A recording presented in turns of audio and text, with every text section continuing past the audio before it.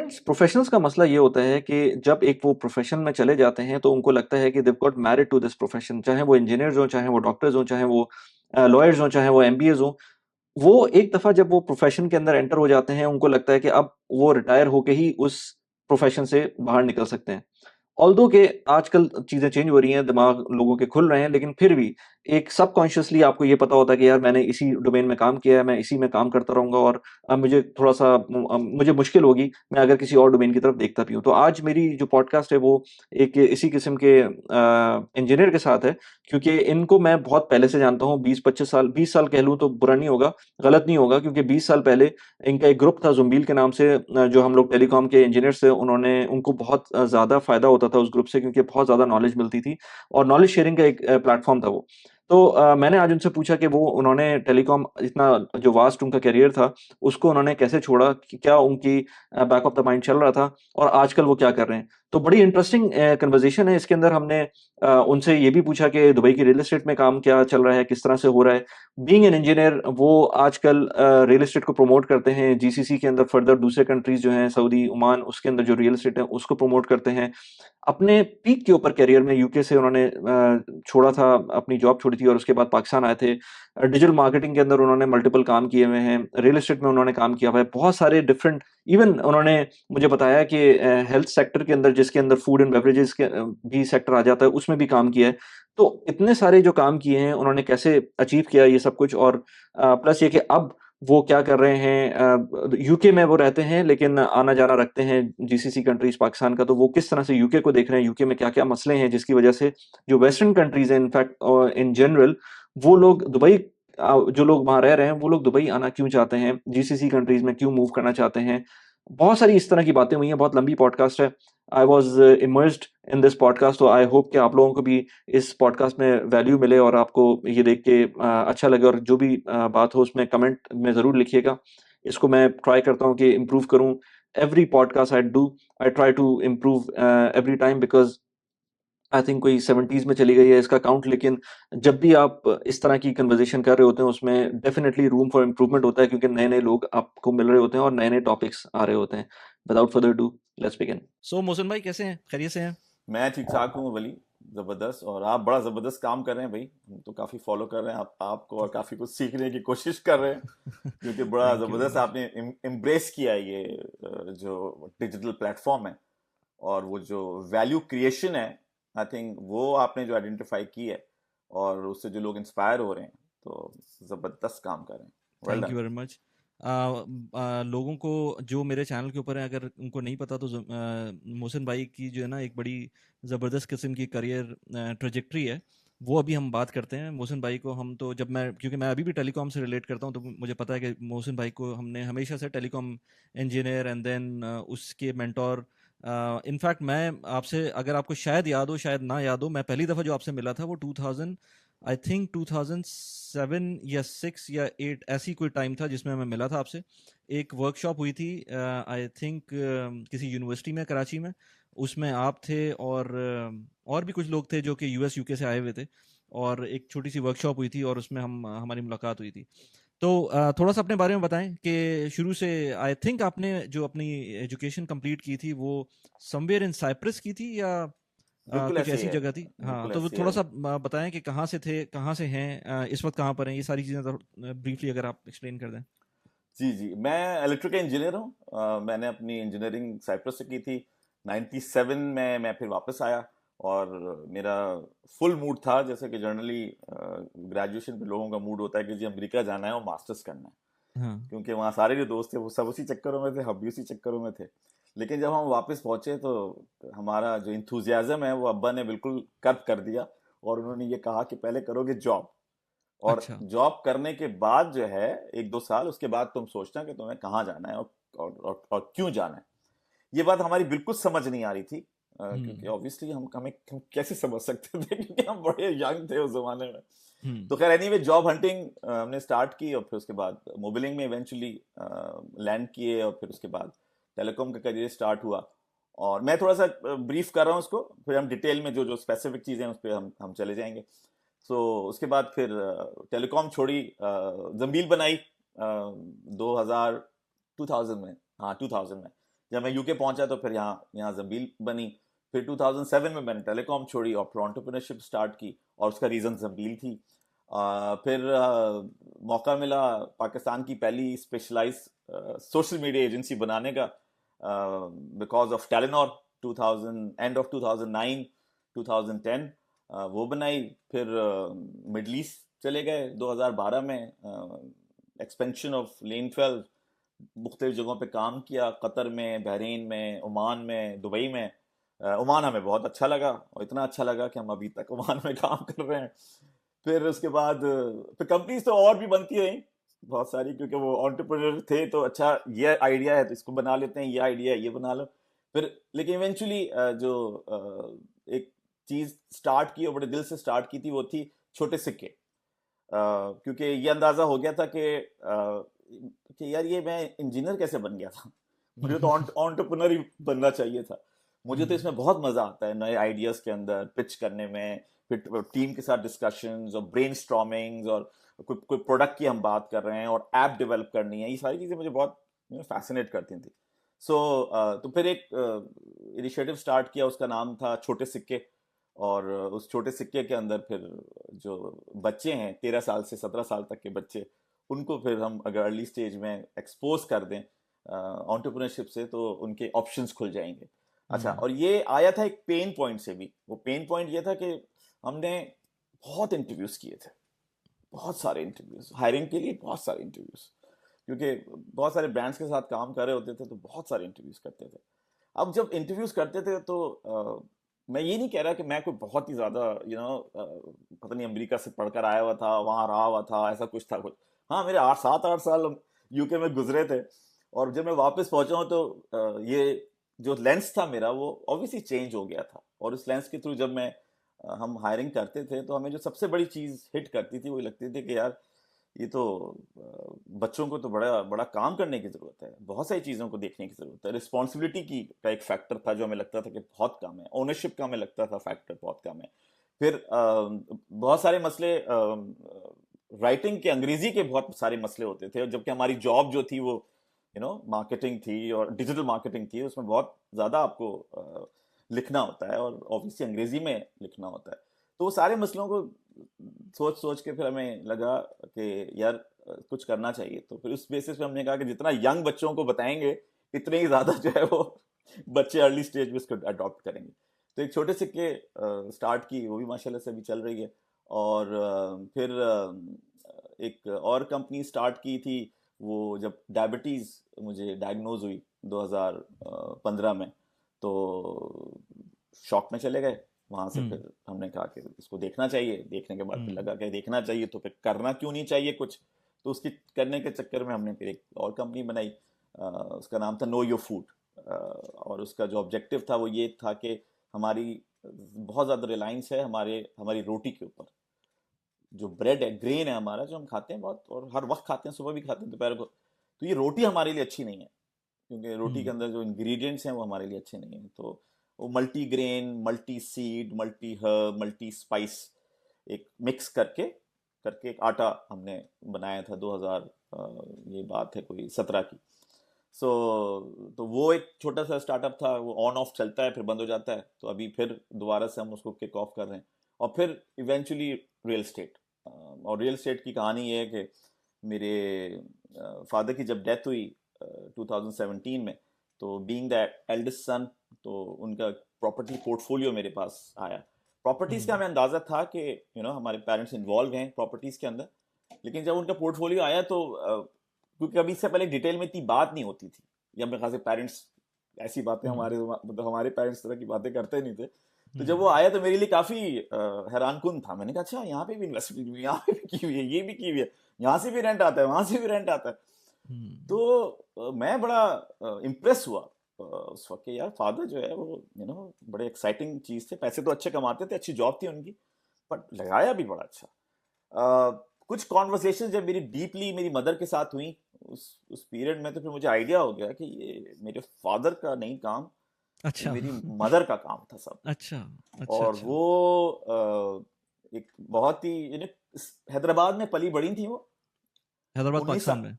हैदराबाद पाकिस्तान में पली बड़ी थी हाँ। वो। मैं बताने का मकसद ये बता रहा हूँ कि छोटी सी जगह पली बड़ी थी वो, बीए किया हुआ था जब उनकी शादी हुई है, ठीक है, यानी 20 साल की उम्र में बेटी हो गई थी उनके, मतलब ये एज थी उनकी ना, 19 में शादी हुई थी और 20 में उनकी उनकी और वो किराए के घर में आई थी अब्बा के पास।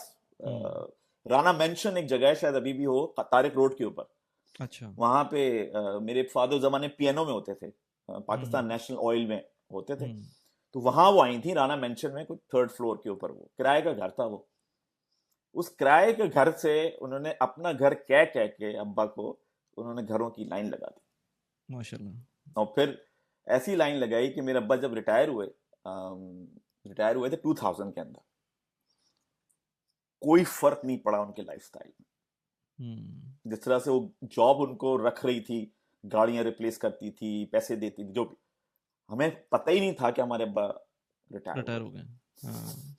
और ये सब कुछ ऐसे हुआ क्योंकि मेरी मदर ने वो सारा पैसा जो फादर कमाते थे वो उन्होंने स्लोली ग्रेजुअली इंस्टॉलमेंट के थ्रू, फिर इसको बेच दो, इसको उठा लो, वहां ले लो, बैरिया टाउन में ले लो, दुबई में ले लो, दुबई तक इन्वेस्टमेंट करवा दी थी मेरी मदर ने।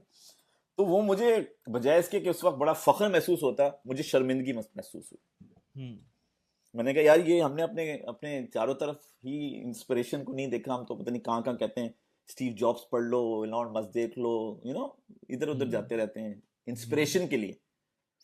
इंस्पिरेशन तो हमारे चारों तरफ मौजूद है। तो उसका एक रीजन ये भी हो सकता है ना कि आपकी घर में both your parents they were not living like they were living below their means, जब भी तो कुछ चेंज नहीं हुआ उसके बाद। अगर वो चाहते तो वो आप किसी लेवल पे बड़ा भी कंट्रोल रखा हुआ था, मतलब अगर आप जर्नी देखें उनकी ना, वो जर्नी बिल्कुल ग्रेजुअल जर्नी है। यानी वो पहले किराए का घर और फिर एक अपार्टमेंट ले लेना और उसके बाद फिर वो करके वो गुलशन इकबाल ब्लॉक 7 में एक घर ले लेना, ब्लॉक 7 के अंदर। अच्छा, नीचे का फ्लोर ले लेना ग्राउंड का, फिर खुद बनवाना ऊपर का फ्लोर, वो करना, फिर उसके बाद वो इन्वेस्टमेंट, उसके बाद फिर डिफेंस मूव होना। 2004 में डिफेंस मूव हुए थे और उसकी पूरी जर्नी कैसे मूव हुए, उसके पैसे कहाँ से अरेंज किए, किसने, वो मतलब वो जर्नी कोई वही है, रैग्स टू रिचेस वाली है। यहाँ से स्टार्ट हुए किराए घर से और फिर जब माशाल्लाह, तो वो मेरे लिए, मैंने कहा शर्मिंदगी था मुझे कि यार हमने तो कभी ध्यान ही नहीं दिया। तो फिर मैंने कहा कि हमारा तो एक ही जवाब है हर चीज का, फैमिली लेगेसी है, घुसना पड़ेगा और घुसने के लिए बेहतरीन तरीका है कंपनी बनाओ और घुसो इसके अंदर। तो जब मैं रियल एस्टेट में एंटर हुआ 2018 की बात है, तो मेरे दिमाग में था गवादर, क्योंकि पाकिस्तान से बाहर रहे हुए हम, तो हमेशा ये गिल्ट रहती थी कि पाकिस्तान के लिए क्या किया, पाकिस्तान के लिए क्या किया। तो मुझे लगा कि गवादर एक ऐसी अपॉर्चुनिटी है जिसके थ्रू पाकिस्तान को ग्लोबल प्लेटफॉर्म के ऊपर हम प्रमोट कर सकते हैं। पेपर पे बहुत जबरदस्त था गवादर, जितनी रिसर्च की, जितनी लोगों से बातचीत, कराची में जितने लोगों से बातचीत की, हो गवादर हमने भी किया हुआ है, तुम भी कर लो, उन्होंने ये लिए हुए हैं, हमने वेयर हाउसेज लिए हुए हैं, ये हो जाएगा और वो हो जाएगा, बहुत जबरदस्त। लेकिन मेरी मुलाकात होती है एक ईद की सिटिंग में। मेरा कजन है, उसका जो कजन है, मतलब मेरा ताया का बेटे का जो खालाजाद भाई है, उससे मेरी मुलाकात होती है और वो स्टेशन था गवादर में, नेवी में था वो। तो मैं उससे पूछता हूँ यार क्या चल रहा है, ग्राउंड रियलिटी क्या है। तो कहते हैं मोहसिन भाई चप्पे चप्पे पे हमारा जवान खड़ा हुआ है और आपको आईडी कार्ड दिखाना पड़ता है, तो आप ऐसे नहीं एंटर हो सकते, हमने फुली सिक्योर किया हुआ इस जगह को। उसने जब ये बात की, मैंने कहा भाई फुली सिक्योर किया हुआ है तो इन्वेस्टर कैसे आएगा, उसको इन्वेस्टर को कैसे बताएंगे। तो कहने लगा हमने सिक्योर तो किया हुआ है। मैंने कहा देखो दुबई हम जाते हैं, हमारी इन्वेस्टमेंट है दुबई में, आज तक किसी पुलिस वाले ने या आर्मी ने आके हमसे नहीं पूछा कि तुम कौन हो, कहाँ हो, किधर इन्वेस्टमेंट है। जो सिक्योरिटी है ना, उसकी फीलिंग होती है।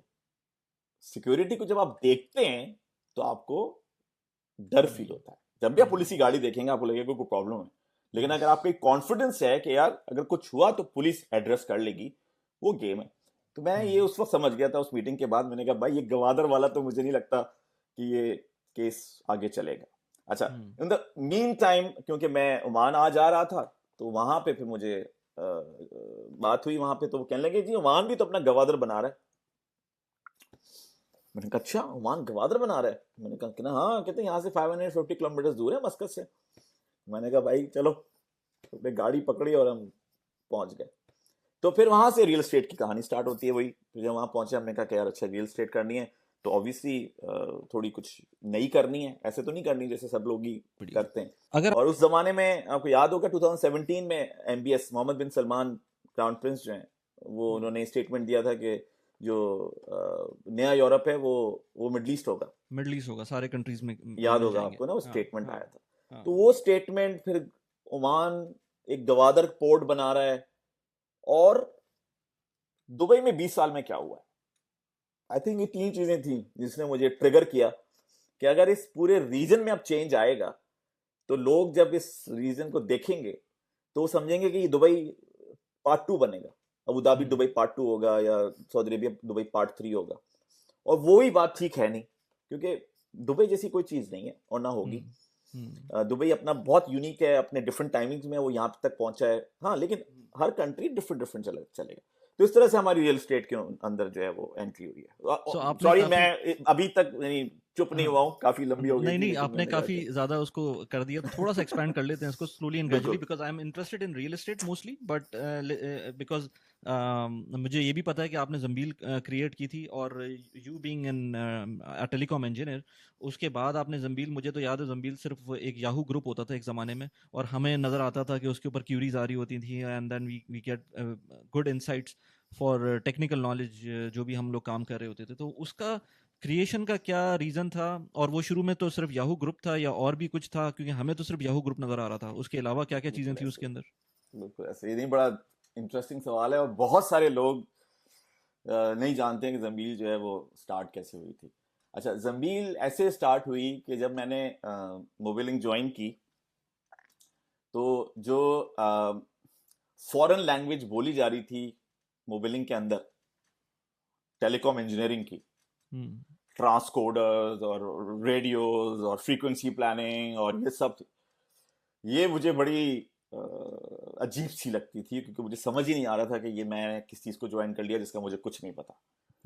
तो अब जब ये फीलिंग मेरे अंदर थी और जैसे जैसे टाइम गुजर रहा था तो मुझे ये फील होता था कि ये जितने सारे लोग ये सारी बातें कर रहे हैं इनको बहुत कुछ पता है, और मुझे मुझे कुछ नहीं पता, और मुझे बहुत मेहनत करनी पड़ेगी पता करने के लिए। अच्छा, जिस फेज में मैंने मोबिलिंग ज्वाइन की थी वो बहुत अर्ली फेज था। इससे अंदाज़ा लगाइए कि कराची के नेटवर्क में 10 सेल साइट्स होती थी, और उस 10 सेल साइट की जो सारी चीजें हैं, मतलब जनरेटर्स और डीजल और मैनेजमेंट और टावर्स और वो सब, और साथ में पता नहीं कितनी अनगिनत साइट्स जो हैं वो बिल्ड हो रही थी। जब मैं एंटर हुआ हूं तो मुझे इंफ्रास्ट्रक्चर दिया गया था। तो मैं इलेक्ट्रिकल इंजीनियर था, लेकिन मैं जब एंटर हुआ हूं तो मुझे जो नई साइट्स आ रही थी उनका जो कंस्ट्रक्शन का काम था वो असाइन हुआ था कि भाई ये हैं और आप इनको मैनेज कीजिए। चलें, अब ये एक और नया सिलसिला जिसका आपको पता ही नहीं है कि कंक्रीट क्या होती है और टावर कैसे ऊपर जाएंगे। तो बहुत सारे अननोन्स थे, और वो अननोन मुझे परेशान किया करते थे।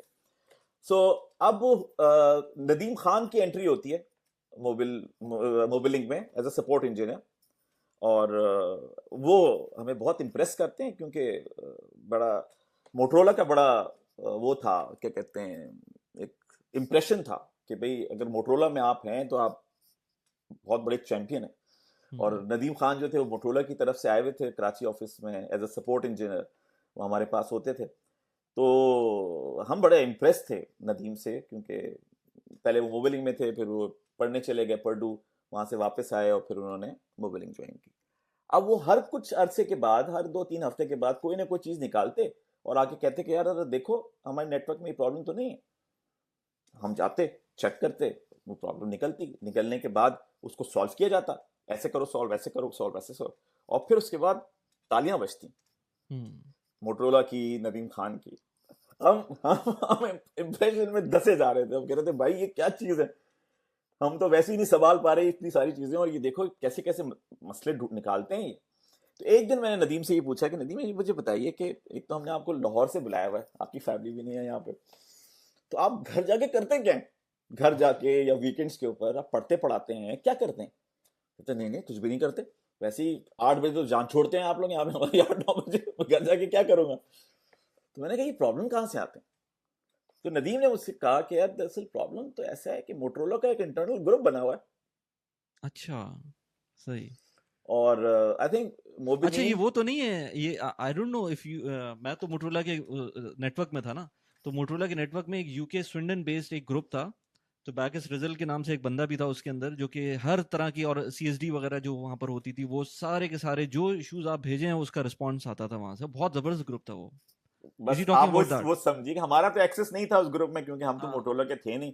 लेकिन हाँ हाँ नदीम ने हाँ। जब मुझे ये बताया कि यार बात ये है कि बहुत सारे लोग कनेक्टेड हैं, नेटवर्क्स में प्रॉब्लम्स निकलते हैं, वो प्रॉब्लम यहाँ पर आते हैं, वो फिर हम चेक करते हैं, कभी निकल आता है वो प्रॉब्लम, कभी नहीं निकलता। तो हम्म मैंने कहा ये सारे मैनुअल्स ये वो, कहते भाई ये तो नई चीजें हैं ना, किसी को कुछ नहीं पता।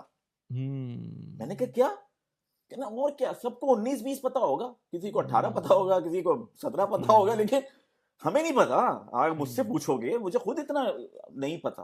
मतलब इतना ऑनेस्ट उनका इस चीज का आंसर, और मेरा होता है ना मैंने कहा अरे, यानी सही इंफॉर्मेशन की सोर्स डजंट मैटर, वो कहां से आई है डजंट मैटर। सही इंफॉर्मेशन सही जगह पर अगर आ गई है तो वो $1 मिलियन है। बस ये मुझे पता करना था, तो बस मैंने कहा कि अच्छा अब किसी को नहीं पता तो फिर तो पता होना चाहिए। तो फिर हमने ये किया कि हमने सुबह मोबिलिंक में ना स्कूल खोल दिया था। नदीम से हमने कुछ सीडीज मंगवा ली थी, मोटरोला की ट्रेनिंग की सीडीज थी, आप लोगों ने भी देखी होंगी, वो मंगा ली थी। फिर उसके बाद उर्दू बाजार से वो जो फोटो कॉपी किताबें नहीं होती जीएसएम की, इसकी उसकी मिला करती थी, वो पायरेटेड, वो लेकर आ गए। हमने कहा बस फिर तो अब तो पढ़ाई करनी है, अगर अगर अगर नहीं पता तो। और फिर वो क्लासों में बड़ा मजा आता, क्योंकि क्लासों में फिर वाकई अंदाजा होता जो जो कह रहे थे नदीम कि भाई सबको 19-20 पता है, तो वो जब क्लासें होती थी आइडिया होता उससे। तो अब जब मैं वहां से निकला हूं तो मुझे ये अंदाजा था कि यार मैंने वैसे तो 2.25 साल गुजारे थे मोबिलिक में। मतलब मैंने मई 97 में ज्वाइन की थी और सितंबर 99 में मैंने छोड़ी थी, ठीक है। लेकिन क्योंकि वहां बड़ा फिजिकल काम बहुत किया हमने ना, इंफ्रास्ट्रक्चर पे काफी टाइम लगा दिया, मतलब नॉन टेक्निकल चीजों पे भी बहुत काम किया, तो मुझे पता था कि मेरा इतना टाइम तो लगा हुआ नहीं इन चीजों के ऊपर। अब मैं जा रहा हूं किसी ऐसे नेटवर्क्स में जहां पे मुझे प्योरली टेक्निकल रोल मिलेगा, और आप हमें यूके जा रहे थे उसके प्लानिंग बाद? कर, मैं यूके जा हाँ, रहा था, तो ओके। प्लानिंग का रोल होगा। तो अब उस प्लानिंग के रोल के लिए सोर्स क्या होगी इंफॉर्मेशन की, तो जंबील जो है वो बेसिकली मैंने अपने लिए बनाई थी। Right right right right. तो मैंने कहा कि भाई जब हम निकल रहे हैं तो बस फिर हम कोई फोरम बना लेते हैं। मैंने सबसे पहले जो ढूंढा इंटरनेट के अंदर वो थी anytimenow.com। पता नहीं ये लाइव है भी या नहीं, लेकिन उस वक्त मैंने ढूंढी, उसके अंदर ग्रुप्स का सेगमेंट वगैरह था, वो सारा फिलअप किया, लोगों को बताया कि भाई ये है, लोग आए बहुत सारे, सब्सक्राइब उन्होंने कर लिया। लेकिन एक चीज मुझे लग रही थी 1-2 महीने के अंदर कि ये चल नहीं रही, क्योंकि लोग भूल जाते हैं आना। मुझे तो शौक था ना, तो हम तो रोज सुबह खोले बैठे होते थे, कौन आया, मैंने जवाब डाला था, सवाल नहीं आया। तो फिर याहू ग्रुप एक्सप्लोर किया, ग्रुप्स उस जमाने में एमएसएन के ग्रुप्स उस तरह के होते थे। याहू ग्रुप का एडवांटेज ये था कि वो इनबॉक्स में मेल डालता था, बिल्कुल, बस वो उसका टर्निंग पॉइंट था। और देखें, बनाई तो होगी मैंने, थोड़ी बहुत चलाई भी मैंने, लेकिन जो लोग कंट्रीब्यूटर थे ना, सारा गेम उनके हाथ में था, जो जवाब दिया करते थे। जैसे अभी आपने नाम लिया वो स्विंडन ग्रुप का, वो बंदा बैठा है वो करते, तो वो असल पे बेसिकली हीरोज हैं जंबील के। और बहुत सारों के तो नाम मुझे नहीं, अदील है एक लड़का, ओमान में ही होता है, इराद खालिद एक लड़का था, exactly, उसका I remember that, नाम yes. है खुर्रम हुसैन एक लड़का है। और ये हुसैन। वो सारे लोग हैं जिनकी नाम मुझे उनकी मेलों से याद है, और मैं बहुत सारे नाम भूल गया हूँ, ये मैं चंद बता रहा हूँ, बट बहुत सारे और भी नाम थे। तो असल में जो हीरोज हैं जंबील के वो थे जिनके पास नॉलेज जितनी भी थी वो बड़े विलिंग थे शेयर करने के, और वो उन्होंने ऐसी शेयर की कि लोग जहां जहां दुनिया में बैठे हुए थे उनको इतनी हेल्प मिली कि उनको ये था कि यार हमारे पीछे कोई है। मैं एक क्वेरी डालूंगा, इंडियंस भी थे उसमें, बाहर के लोग भी थे उसमें, हर तरह के लोग आखिर में तो मैंने देखे हैं जो आए थे। नहीं, जंबील के अंदर नहीं थे कोई भी। तो उसमें अच्छा वो हो सकता है पाकिस्तानी हो जो नजर वो ऐसा होगा, शायद आखिर में कुछ वो हो गया हो, लेकिन वो टोटली पाकिस्तानी इंजीनियर्स का एक प्लेटफॉर्म था जो, और आप उस वक्त मेरी बात सोचिए ना कि मैं पाकिस्तान वापस गया हूँ, हम्म, क्योंकि मेरी अम्मा बड़ी पैट्रियट है। अच्छा। तो वो तो यही था कि यार पाकिस्तानियों, पाकिस्तानी पाकिस्तानी पाकिस्तानी पाकिस्तानी, तो बस वो तो उनका ही था। हाँ, ये कि जब प्लेटफॉर्म वेबसाइट लॉन्च की थी तो वेबसाइट पे भी सब्सक्रिप्शन वगैरह लोगों ने करा ली थी, लेकिन जो ग्रुप रहा है वो सारा का सारा हार्डकोर पाकिस्तानियों का ही ग्रुप था। अच्छा, तो इसके जमील अंदर जो है ऐसे ना स्टार्ट हुई है। मुझे मुझे जो है वो आप जैसे ये जंबील का बता रहे हैं ना, तो मुझे उसकी रिफ्लेक्शन आ रही है, क्योंकि अब देखें ये सोशल मीडिया जो है ना, ये तो अभी लेट्स से 10 साल के अंदर आया है। इसकी कोई फॉर्मल एजुकेशन एटलीस्ट 5-6 साल पहले तक तो थी ही नहीं। ऐसे अभी भी जो कर रहे हैं लोग, फिल्म मीडिया कर रहे होते हैं, फिल्म कर रहे होते हैं, लेकिन वो स्पेसिफिक चले जाते हैं। लेकिन कोई स्पेसिफिक कोई बंदा अगर सोशल मीडिया करना चाहे वो खुद ही कर सकता है, उठकर यूट्यूब से सीख ले, इधर उधर से सीख ले। उसके लिए जब मैंने आपको शुरू में, जब हमारी पॉडकास्ट हो रही थी उससे पहले हमने जब बात की थी, तो मैंने बताया था कि मैंने कोविड के टाइम पर अपना यूट्यूब स्टार्ट किया था। हम्म उस टाइम पर तकरीबन कोई 5-6 लोग हैं हम लोग, कुछ क्लास फेलोज थे, कुछ इधर उधर से लोग थे जो कि हमारे अपने ही लेवल के, यानी कि छोटे लेवल के ऊपर, जिस टाइम पे हमने स्टार्ट किया था उस टाइम पर थे, और हमें बहुत सारे मसले आते थे। तो मुझे पता चला मेरा एक दोस्त कर रहा है। मैंने उससे बोला अच्छा तुम कर रहे हो, तुम क्या क्या कर रहे हो इसके अंदर? उसने बताया कि यार ये बंदा भी कर रहा है। फिर हमें पता चला एक तीसरा जो हमारा क्लास फेलो था वो भी कर रहा है। सब लोग जो है ना शाये थे, अपने सोशल मीडिया पे नहीं डाल रहे थे। तो हमने कहा यार हम अपना एक व्हाट्सएप ग्रुप बना लेते हैं। और वो व्हाट्सएप ग्रुप बना था उस टाइम पर, और उसकी वजह से आई वुड से कि मेरा बहुत ज़्यादा, मुझे भी फ़ायदा हुआ है, उन लोगों को भी फ़ायदा हुआ है। और ये वही रीज़न था कि इसकी कोई फॉर्मल एजुकेशन है नहीं।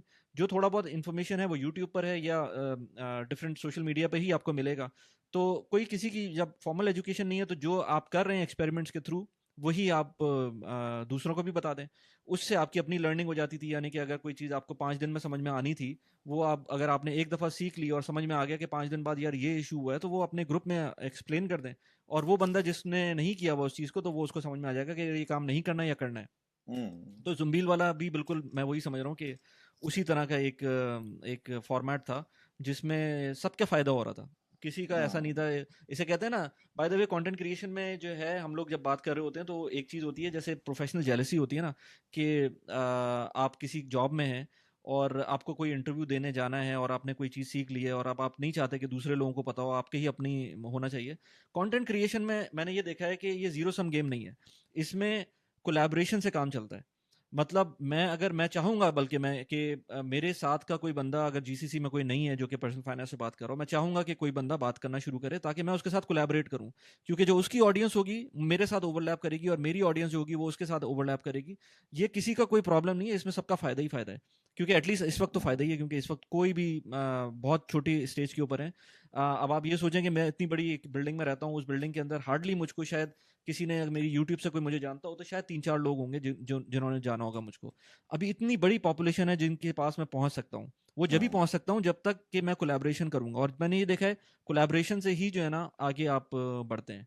तो इट्स वेरी हम्म। गुड कि आपने बताया कि जुम्बील कैसे काम की थी, फिर आप पाकिस्तान चले गए थे टू द वीडियो। अगर आप चीज जी जी, ये बड़ा बड़ा इंटरेस्टिंग है, क्योंकि जब आपके पास पासपोर्ट आ जाए यूके का, तो उसके बाद आप पाकिस्तान क्यों वापस जाएंगे? ये बड़ा बड़ा फंडामेंटल क्वेश्चन है। अच्छा, 2006 में आईफोन की खबरें आनी शुरू हो गई थी, और मैं जंबील में बहुत ज़्यादा इन्वॉल्व था। और इतना इन्वॉल्व था कि दिन में कोई 25-30 ईमेल्स होती थी। तो आप समझें 25-30 नई इंफॉर्मेशन मेरे पास रोज रोज होती थी। फिर अच्छा, जमीन ने होराइजन भी बड़ा किया इस हिसाब से कि हमें इंडस्ट्री का आइडिया हुआ, ऑपरेटर्स कौन हैं, वेंडर्स कौन हैं, फ्यूचर टेक्नोलॉजी कौन सी चल रही हैं, खबरें भी डलती थी, बच्चों की बहुत कुछ चलता था, तो बहुत सारी इंफॉर्मेशन प्रोसेस होती थी। और मुझे लगता था कि मैंने तो ये कहते हैं ना, क्रैक कर दिया है, मतलब हम्म क्या बात है, टेलीकॉम ही हम्म टेलीकॉम और कुछ नहीं, इससे बड़ा तो हम्म कोई चीज़ दुनिया में है ही नहीं टेलीकॉम से बड़ी।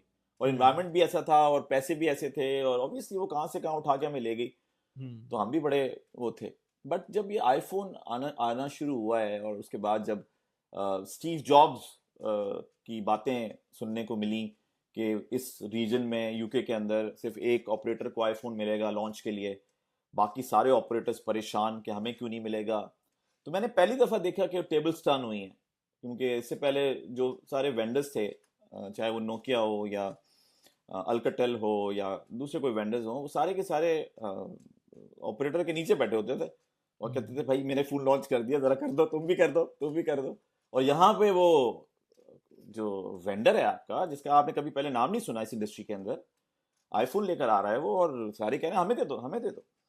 सो तो इतना इंटरेस्टिंग सिनेरियो था कि मैंने फिर जाके स्टीव जॉब को पढ़ा। मैंने कहा ये कौन है पता। तो जब उसको पढ़ा, उसकी सारी स्पीचेस देखी, तो फिर मुझे एक चीज का ही आइडिया हुआ कि टेलीकॉम को ये तो पता चल गया है कि कनेक्ट करना है, लेकिन इनको ये नहीं पता चला है कि कनेक्ट करके क्या करना है। तो गूगल को पता चल गया है कनेक्ट करके क्या करना है, फेसबुक को पता चल गया, और स्टीव जॉब को पता है कि मैंने कनेक्ट करके क्या करना है। तो वो जो मेरी कहते हैं ना इनसाइट थी, बस उस इनसाइट ने मुझे फिर ट्रिगर किया कि भाई इसका मतलब है कि ये तो टेलीकॉम तो ज्यादा अरसे तक नहीं चल सकेगी, क्योंकि इंफ्रास्ट्रक्चर डिप्लॉयमेंट जो है वही मेजर काम है। और जब ये इंफ्रास्ट्रक्चर कंप्लीट हो जाएगा तो ये सारी की सारी चीज जो है वो सॉफ्टवेयर पे चली जाएगी, और जब ये सॉफ्टवेयर पे चली जाएगी तो सारा गेम जो है वो दिमागों का होगा, हाथों का और फिजिकल होने का नहीं होगा। तो 2007 में फिर ये सोचा कि यार अब क्या किया जाए, अगर ये है तो। पाकिस्तान जाने का हमेशा से शौक था, क्योंकि मैं वो बच्चा था जो कि हमेशा से होम सिक रहा हूं। यानी मैं कभी कभी अपने अम्मा अब्बा से भी कहता था कि आपको मुझे क्यों बाहर भेज दिया, मुझे तो घर में रहने का बहुत शौक है। और पासपोर्ट मेरे होने वाले थे अगले साल। तो उस वक्त पे मैंने फेसबुक को स्टडी किया। मैंने कहा ये फेसबुक सोशल नेटवर्क आया है, और कुछ था उस जमाने में, और फेसबुक गैर अप हो रहा था और बड़ी तेजी से हो रहा था। तो मैंने कहा यार टेलीकॉम इंजीनियर्स की फेसबुक बना लेते हैं, जंबील को। तो मैं बस इस चीज को लेके मैंने रिजाइन दिया और मैं फिर पाकिस्तान पहुंच गया। Really? So yes, पासपोर्ट भी नहीं था absolutely. आपके पास? पासपोर्ट था मेरे पास, वही अच्छा, पासपोर्ट आ 2007 में गया पासपोर्ट नहीं होता ना तो मैं मेरे घर वाले मुझे घुसने नहीं देते। क्योंकि एक दफा मैं शुरू में भी जब यूके में आया था, 1-8 साल में यहाँ रहा, तो जब मेरे पेरेंट्स यहाँ पहुंचे हैं तो 2-3 महीने के बाद तो कहने लगे कि मम्मी मदर आई आते ही ये घर खरीद लो जिसमें तुम ठहरे हो। मैंने कहा मम्मी मुझे नहीं रहना यहाँ। क्यों नहीं रहना? मैंने कहा इतना स्लो मुल्क है, यहाँ तो काम ही नहीं होता, 9 to 5। हमारे अंदर चाबी भरी हुई थी मोबाइलिंग की, और यहाँ 9 to 5 का गेम था। तो वो मुझे 3 महीने के बाद लगा कि यार ये तो ये तो मैं तो जंग लग जाएगा मुझे अगर मैं यहाँ पे रहा तो फिर हमने अमेरिका का H1B लगवा लिया था। अच्छा, हाँ, थोड़ा सा हसल कल्चर है वो मतलब वो तो फैसिन भाई, एक तो पढ़ने के जाने का भी तो बड़ा शौक था ना, अमेरिका सुना हुआ था। तो हमने कहा कि एक और अपॉर्चुनिटी मिल रही है तो चलो। और उस जमाने में कोई मसला ही नहीं था, अगर आप टेलीकॉम इंजीनियर हैं तो लाइन लगी हुई है नौकरियों की। तो वहां से H1B आ गया था। लेकिन वो टाइमिंग मेरे इतने ऑफ हुए, क्योंकि आइडिया नहीं था कि किस इंडस्ट्री में, कि जब मैं रिजाइन दे के आया हूँ फरवरी 2001 में 2001 में आया था, हाँ 2001 में फरवरी में आया हूँ। और उसके बाद जो बबल बस्ट हुआ है .com का, राइट, और फिर 9/11 हुआ है, तो 6 महीने में पाकिस्तान आके जॉबलेस रहा हूँ। उस पीरियड के अंदर ऑब्वियसली आपको पता है कि वो फिर घर वाले कहने लगे क्या छोड़कर आ गया तो वहां से। मैंने कहा भाई मुझे क्या पता था, मेरे पास तो H1B पड़ा हुआ है, वो कह रहे हैं कि हमारे पास तो काम ही नहीं है। तो फिर मैं वापस गया था। तो मेरे कहने का मकसद ये कि जब मैं नेक्स्ट टाइम गया हूँ तो मुझे पता था कि मेरे पास पासपोर्ट नहीं होगा तो घर वाले मुझे घुसने नहीं देंगे। राइट। सो ये फिर, और वो इवेंचुअली वो पासपोर्ट अब काम आ रहा है, क्योंकि 2019 में वापस यूके आ गए, और अब वो पासपोर्ट बच्चों के काम आ रहा है क्योंकि वो अब यहाँ पर पढ़ रहे हैं। तो ये कहानी है वहां से मुझे निकलने की, यूके से। चलिए, ये तो मुझे समझ में आ गया। अब मुझे ये बताएं कि करंटली रियल एस्टेट के अंदर, और आप वैसे भी आते जाते भी रहते हैं GCC कंट्रीज के अंदर, पाकिस्तान की तो खैर एक अलग ही चक्कर है, वो तो छोड़ देते हैं अभी। लेकिन जो मसले चल रहे हैं इस वक्त यूरोप में, कनाडा में, इवन कुछ टू सम एक्सटेंट US में, मैं क्योंकि YouTube चैनल पे बात करता रहता हूँ तो मुझे बहुत सारे लोग अप्रोच भी करते हैं कि रिलोकेट होना है यार, हम नहीं रह सकते यहाँ पर for any reason, like for inflation, taxes. जो लोग बहुत ज़्यादा जिनके पास पैसे हैं या बिजनेसेस हैं वो चाहते हैं कि एक्सपैंड करें और टैक्सेस को थोड़ा सा ऑप्टिमाइज़ करें। या फिर बहुत सारे लोग जॉब्स की अपॉर्चुनिटी देखने के लिए यूएई आना चाहते हैं या वाइडर जीसीसी कंट्रीज में आना चाहते हैं। तो एक तो ये बताएं यूके में आजकल क्या चल रहा है, मतलब अभी हमने राइट्स भी देखे थे कि वहाँ पर हुए हैं, तो ओवरऑल सिचुएशन कैसी है? जॉब्स की सिचुएशन मेरे ख्याल से कनाडा से तो बेहतर ही है यूके में, क्योंकि वहाँ पर इमिग्रेशन अभी भी खुल के नहीं आई है सामने। जब आप एक दफ़ा खोल देते हैं ना पूरी तरह से इमिग्रेशन, तब प्रॉब्लम्स आती हैं। तो अभी मेरे ख्याल से जॉब्स में उस तरह के मसले तो नहीं है। यार ओवरऑल ये देखा जाए तो जो गवर्नमेंट पे ट्रस्ट है ना, हम्म। वो काफी लूज हुआ है। और अच्छा। पिछले अगर देखा जाए 3-4 सालों के अंदर तो ये चौथे प्राइम मिनिस्टर होंगे हम्म। पीछे। तो हम्म। बड़ी अनस्टेबल पीछे गवर्नमेंट रही है, और फिर one of the worst time after after second world war. और उसका हम्म। रीजन ये है कि ईयू से जो ये निकले हैं तो इनको इसकी डेप्थ का आइडिया नहीं था कि रूट्स कहाँ कहाँ तक गई हैं। हम्म। तो जब ये निकले तो इत्तेफाक से निकलने का टाइम और कोविड का टाइम मैच हम्म। कर गया। अब अगर कोविड लेट आता तो ये ब्रेक्सिट से निकल के हैंडल करके और फिर कोविड में जाते तो फिर सिचुएशन बहुत डिफरेंट होती। लेकिन वही टाइमिंग थी, 2016 में डिसाइड किया, 2020 में निकल गए। अब 2020 हम्म। और कोविड बिल्कुल टाई अप हुआ। और उसके बाद हम्म। जो पॉलिटिकल सिचुएशन रही है वो तो आपके पीछे सामने ही है। फिर दूसरे हम्म। अब नए जो हमारे लेबर के जो प्राइम मिनिस्टर इस वक्त आए हैं, उनको आते ही क्या मिला? राइट्स मिल गए। हम्म। जो राइट्स क्यों होते हैं? तो जब पैसे आपके खत्म हो जाते हैं तो फिर आपको परेशानी का अंदाजा होता है कि दूसरे लोग कहाँ से आ रहे हैं, क्योंकि घर में हमारे हालात अच्छे नहीं है और मेहमान हम्म। हम बुलाए जा रहे हैं। तो वो हम्म। जो इमिग्रेशन चले जा रही थी पीछे से, तो वो अब एक जरा हॉल्ट पे आई है और अब जरा उसको वो रीवैल्यूएट कर रहे हैं। क्योंकि हम्म। जैसे मैंने शुरू में कहा ना कि वो ट्रस्ट जो था ना गवर्नमेंट के ऊपर, और सिर्फ यही हम्म। नहीं, आई थिंक पूरे यूरोप का यही हाल है, यूएस का यही हाल है। वो कोविड के बाद पूरी दुनिया एक्सपोज हो गई है। हम्म। और उस जो एक्सपोज हुई है उसके अंदर लोगों को आइडिया हो गया है कि वो they are on their own. Hmm. तो वो और अच्छी बात भी है, क्योंकि इवेंचुअली तो पता चलना था लोगों को। जो तो पहले यूके होता इज था ना कि not in a good good shape. हाँ, जो पहले होता था ना कि वेस्ट में आप जाएंगे तो आपको एक सोशल सिक्योरिटी मिलती थी in in the form of let's say schooling मिल जाती थी आपको, सब्सिडाइज्ड हायर एजुकेशन मिलती थी, हेल्थ केयर फ्री मिल रही होती थी। तो वो सारी चीज़ें तो प्रॉब्ली अभी भी हैं, लेकिन उसकी जो एक्सेसिबिलिटी है वो थोड़ी सी मुश्किल हो गई है शायद, एटलीस्ट हेल्थ केयर की। और जो एजुकेशन है वो फिर उसके अंदर और बहुत सारे मसले आ गए हैं। तो लोग फिर जब वहाँ जाकर भी पब्लिक की जगह प्राइवेट एजुकेशन में लोग मतलब प्राइवेट एजुकेशन दे रहे हैं बच्चों को, तो the reason they are going there is faltering. तो उस पूरे सिनेरियो के अंदर अब बहुत सारे लोग यहाँ पर आना चाहते हैं, ना सिर्फ देसी बल्कि गोरे भी आना चाहते हैं। और हर तरह के लोग जो है वो यूएई को देखते हैं, जीसीसी कंट्रीज को देखते हैं। तो आपको इस तरह के लोग मिलते हैं वहाँ पर जो आपसे पूछते हो, क्योंकि आपका लिंक है यहाँ पर जीसीसी में? यार ये जब से ऑब्वियसली रियल एस्टेट पे हमारा फोकस रहा है, तो जब बहुत सारे लोगों से बात हो रही है, इवन ऑस्ट्रेलिया में हो रही है बात, यूएस में हो रही है, कनाडा में हो रही है, यूरोप में हो रही है, सारी जगहों पे बातचीत हो रही है। और अब जो इस रीजन में ना, यूएई की आप बात करें या जीसीसी की बात करें, इसमें आने के जो लोगों के रीजंस है ना, वो बहुत डिफरेंट हो गए। पहले तो ये बात होती थी कि यार हमें इन्वेस्टमेंट करनी है या नौकरी के लिए जाना है। हम्म। इन्वेस्टमेंट करनी है और नौकरी के लिए जाना है, हम्म। क्योंकि जैसा अभी थोड़ी देर पहले आपने कहा कि बाकी लोग सेटल हो गए थे, लोग हम्म। पढ़ने के लिए गए, फिर शादियां हो गई, फिर बच्चे हो गए, पासपोर्ट्स आ गए, वो सब चीजें। लेकिन वो कोविड ने जो हिलाई ना दुनिया, और पीछे जो आपने जो भी अच्छी या बुरी बातें की हैं, मैं एग्जांपल छोटी सी दूंगा। 9/11 एक बहुत हम्म। बड़ा इवेंट हुआ था। उस इवेंट के बाद जो चलता रहा है सिलसिला, और उसके बाद फिर पूरी दुनिया के अंदर एक इम्प्रेशन मुसलमानों का वाला एक फैक्टर रहा है। तो वो अब वो सबकी सब चीजें जमा हो गई हैं कोविड के अंदर। और हम्म। लोगों के पास क्योंकि पैसे खत्म हो गए हैं, तो लोग कह रहे हैं यार ये भी बहुत बड़ा मसला है, ये भी बहुत बड़ा मसला है। तो वो अनकंफर्टेबल हो गई है दुनिया बहुत सारी चीजों से, क्योंकि मीडिया में जो भरा है आपने, मीडिया अगर आप स्कैन करें दुनिया का, उस मीडिया में आप क्रक्स निकालेंगे क्या 20 साल का? हम्म। आप ये क्रक्स निकालेंगे ना कि जंगें हो रही हैं, ये हो रहा है, वो हो रहा है, इतना इतना इतना प्रोपोगेंडा हुआ हुआ है चारों तरफ। तो उसका असर लोगों पे तो पड़ेगा। जब लोगों पे पड़ेगा और फिर जब लोग आप जाएंगे वहां रहेंगे, तो सर्टेन पीरियड के बाद उनका दिमाग वैसा वैसा हो जाएगा। तो अब यहाँ हम्म। पे यही हो रहा है कि वो सारी चीजें जो पीछे 15-20 साल 30 साल में चल रही थी, वो कोविड के साथ जो है ना वो स्पीड अप हो गई।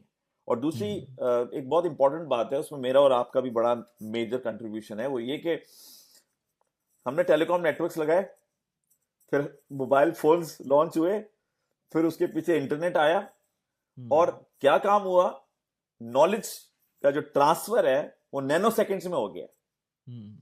तो जो हमारे जमाने में चीजें महीनों में होती होंगी, वो अब यहाँ पे मिनटों में होती हैं।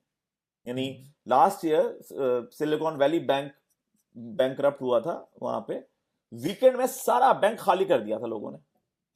आपको डिजिटल बैंकिंग चाहिए ना, तो फायदा तो बहुत है, वाह वाह वाह, कहीं बैठ के भी कुछ कर लूंगा, लेकिन अगर कोई प्रॉब्लम होगी तो विद इन 2 डेज सारा पैसा खाली उस बैंक से। तो अब जो आप दुनिया को आगे देख रहे हैं ना, वो स्पीड से देखिए, क्योंकि इस वक्त जो इंफॉर्मेशन शेयर होती है पूरी दुनिया के अंदर, वो मिली सेकेंड्स के अंदर होती है बिकॉज ऑफ इंटरनेट।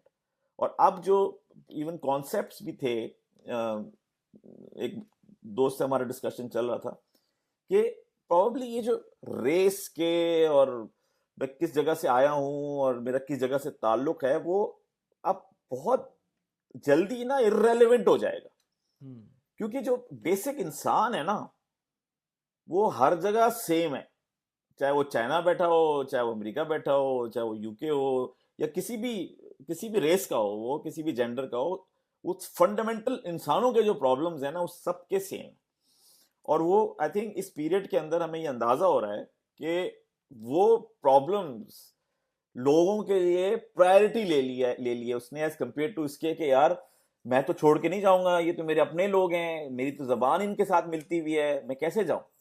क्योंकि उन लोगों के सर्वाइवल के इश्यूज हो गए, और जब सर्वाइवल के इश्यूज हुए तो लोग ये देख रहे हैं कि मुझे मेरे पैसे से मुझे कहाँ ज्यादा फायदा हो सकता है, मेरे बच्चे कहाँ ज्यादा सिक्योर रह सकते हैं, कहाँ पे मेरी जॉब की सर्टिनिटी हो सकती है, या कहाँ पे मुझे बिजनेस फ्लरिश कर सकता है। अब दुनिया में कहीं पे भी सबसे ज्यादा बिजनेस फ्लरिश करे, मैं बिल्कुल ही समझता हूं कि तकरीबन कोई 60-70% बिजनेसमैन दुनिया में जो बैठा हुआ है, उसको ये बात पता है कि मेरा बिजनेस सबसे ज्यादा कहां पे फ्लरिश करेगा, in terms of taxes, in terms of growth, in terms of क्या कहते हैं वो ब्यूरोक्रेसी, रेड टेप, कहां कहां पर है। क्योंकि वो कह रहे हैं भाई मेरा बिजनेस ही सब कुछ है मेरे लिए, गवर्नमेंट सब कुछ है नहीं।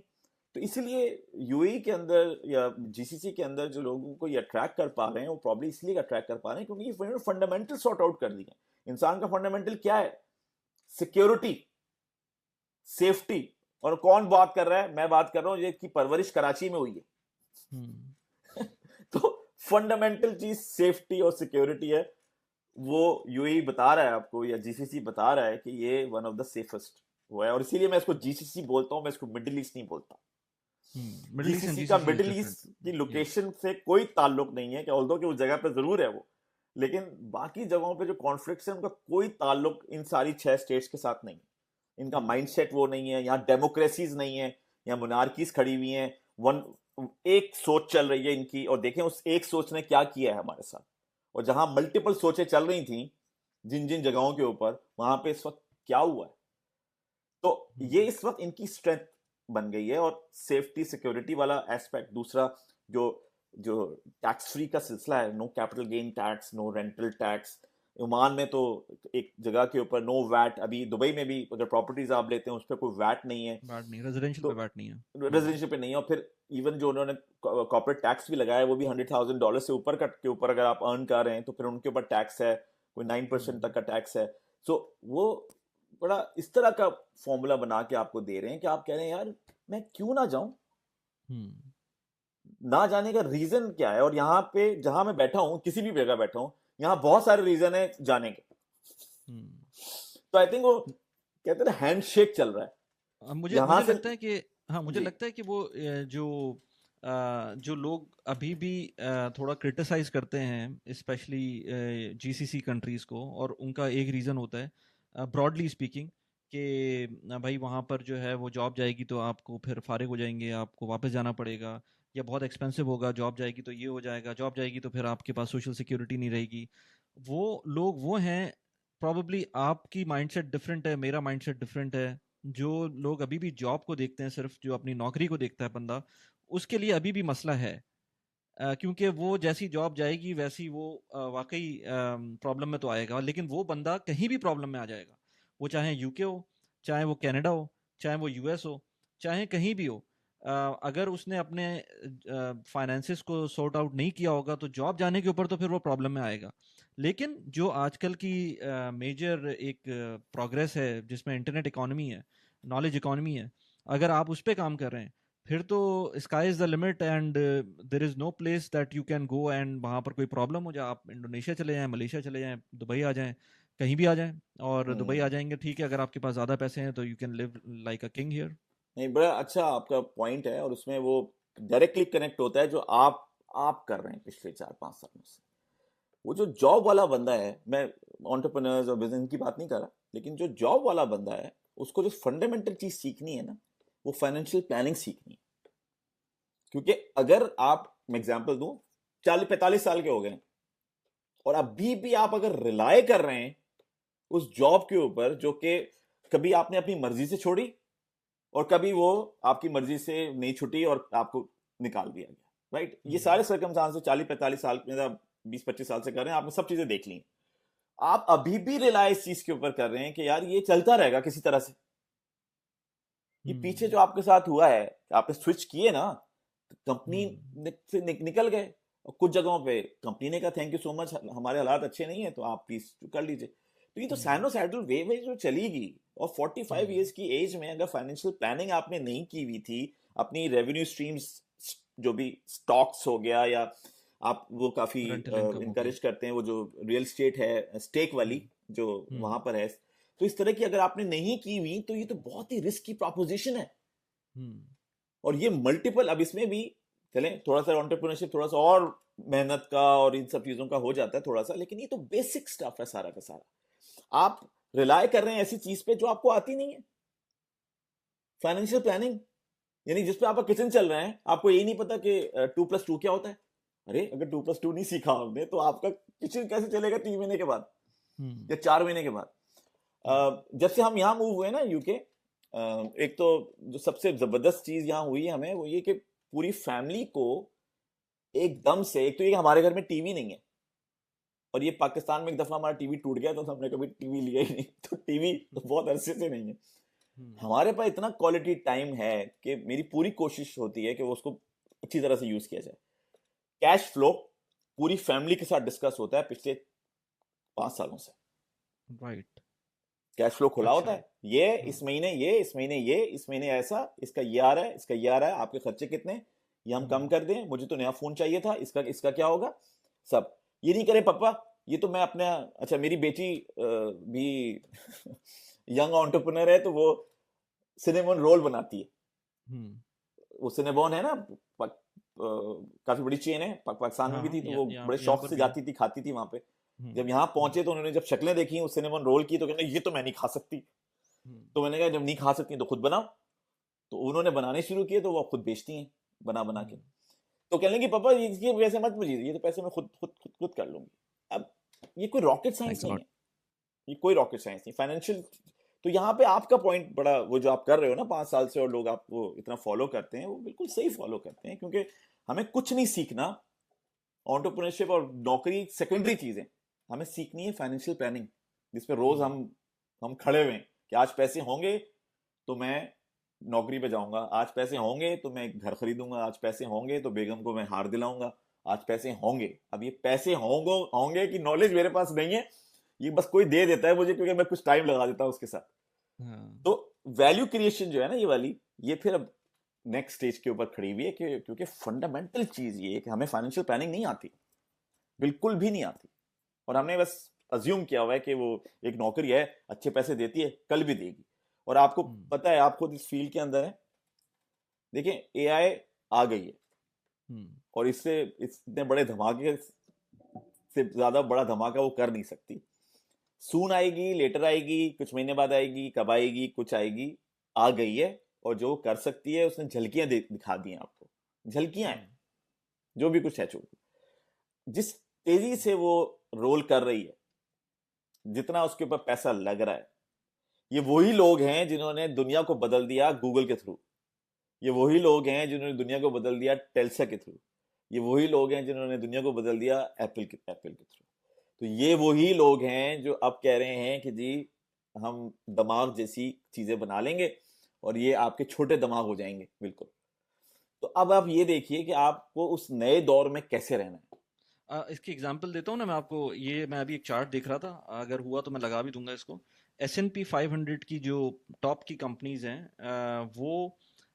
उसका एक चार्ट था कि 1990 से 1985 से लेकर अब तक पर 1 मिलियन रेवेन्यू के लिए उन सारी ग्रुप ऑफ कंपनीज के अंदर कितने लोग एम्प्लॉयड थे जी फॉर $1 मिलियन।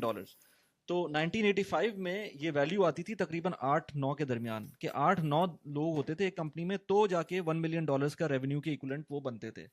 आज की फिगर ये है कि वो एक बंदे से 1.5 बंदे के दरमियान होता है और वो $1 मिलियन बनाती है। तो ये एआई तो अभी आई है, लेकिन जो एफिशिएंसी है कंपनीज की वो बहुत पहले से इम्प्रूव होना शुरू हो गई है।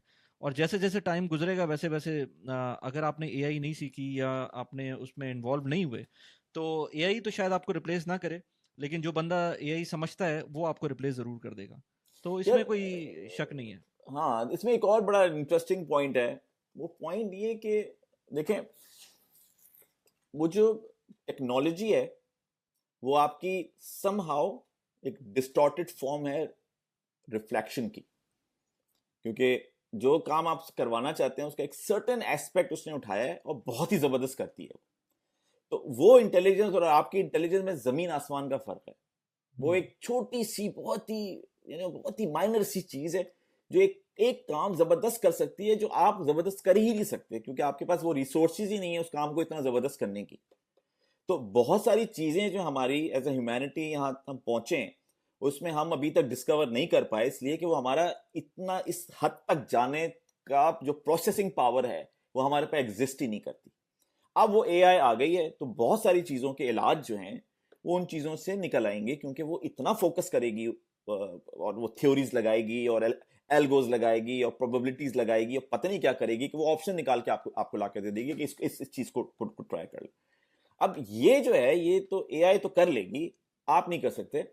अब सीन ये है कि आपको पता होना चाहिए ना कि आप क्या कर सकते हैं और क्या नहीं कर सकते। हमारा फंडामेंटल जो इस वक्त हमारा चैलेंज खड़ा हुआ है वो हमारी अपनी सेल्फ अवेयरनेस खड़ी हुई है, क्योंकि हम अपने आप को समझे नहीं है। हमने कभी अपने आप को स्टडी नहीं किया, हमने कभी ब्रेन के बारे में कोई डिस्कशंस नहीं किए, हमने कभी कॉन्शियसनेस की बात नहीं की, कभी सेल्फ अवेयरनेस की बात, ये हमारे को टॉपिक्स ही नहीं है। हम तो पैदा हुए हैं, सबके पैदा होते हैं, एक फैमिली में पलते हैं, सबके पलते हैं, वो सब सब सब करके जो है ना वो हम एक बिल्कुल वो कहते हैं ना रेवड़ होते हैं ना कि बस ये सबका होता है, तुम्हारा भी हो गया, इसका हो गया, उसका हो गया, मतलब इतने जनरलाइज्ड हो गए हैं कि हम सोचते ही नहीं है कि यार ये भला क्या है। जब आप अपने आप पे अंदर जाते हैं, जैसे आप फर्ज करें आपका ये जो टैलेंट बाहर निकल कर आया, कैसे आपने अपने आप को इवॉल्व किया इस पीरियड के अंदर यहाँ तक पहुंचे। या जैसे मैं बोलता हूँ कि अगर मैं इंजीनियर ही नहीं था, मुझे तो अंदाजा होता कि मुझे तो कुछ और करना चाहिए था, लेकिन अगर मैं वो नौकरी वो नहीं छोड़ता यूके की और मैं वापस नहीं आता और वो प्रॉब्लम्स मैं फेस नहीं करता, वो चैलेंजेस मुझे रिफाइन नहीं करते, तो मुझे कभी पता ही नहीं चल सकता था कि यार मैं हूं क्यों और मुझे चाहिए क्या। तो इस वक्त आपको प्रोबेबली टेक्निकली एआई को समझने की शायद इतनी जरूरत नहीं है जितना ये चीज समझने की जरूरत है कि मेरी रिलेशनशिप एआई के साथ क्या होगी, मेरी पर्सनल। मैंने कहा ना, मैंने जंबील बनाई थी किसके लिए? अपने लिए भाई, अपने लिए बनाई थी। क्यों? मुझे डर था कि मैं जब जाऊंगा और इतने बड़े नेटवर्क में काम करूंगा और वहां पे प्रॉब्लम्स आएंगे, कौन हेल्प करेगा मुझे? मैं जाके उनसे कहूंगा कि मुझे ये बताओ, कहेगा तुम्हें ये नहीं पता, तूने प्लानिंग टूल पे काम नहीं किया वैसे पहले? हमने तो प्लानिंग टूल जिंदगी में नहीं देखा था 2-2.5 साल में। वो जो प्लानिंग है वो पेपर पे होती थी। 10 साइड पे कौन सी प्लानिंग टूल पे प्लानिंग हो तो वो भी और यूं होती थी, वो इस पे इधर फ्रीक्वेंसी लगा दो पेपर के ऊपर, ये इधर फ्रीक्वेंसी लगा दो, ये वाला काम होता था। टूल्स हमने देखे ही नहीं थे। तो फिर यहाँ के डिस्कशंस, तो वो तो मैंने अपने लिए बनाई थी और वो अपने लिए बना के मैंने, अब उसमें शेयरिंग थी तो शेयरिंग के अंदर लोग आते चले गए, बच्चे आते चले गए, वो सब कुछ हो गया। तो ये वाली चीज है ना कि वो आपको पता होना चाहिए ये मुझे नहीं आता, ये पता होना चाहिए ये मुझे आता है, और जो मुझे आता है उसके लिए मैं क्या कुछ कर सकता हूँ, क्योंकि वो तो अल्लाह ताला का टैलेंट है। जो अल्लाह ताला ने कोई भी जो कहते हैं ना, जो कोई भी बॉक्स उतारा है वो खाली तो नहीं उतारा, कुछ ना कुछ उसके अंदर जरूर है। और अगर आप उस जुस्तुजू में लग जाएं कि उस बॉक्स के अंदर उतरा क्या है, बजाय इसके कि आप उसको ये देखें कि ये खाली क्यों है, दुनिया से मत भरें उस बॉक्स को, बल्कि उस बॉक्स को इन्वेस्टिगेट करें, डिक करें कि इसके अंदर से क्या आया है, ऐसा क्या खजाना अल्लाह मियां ने भेजा है।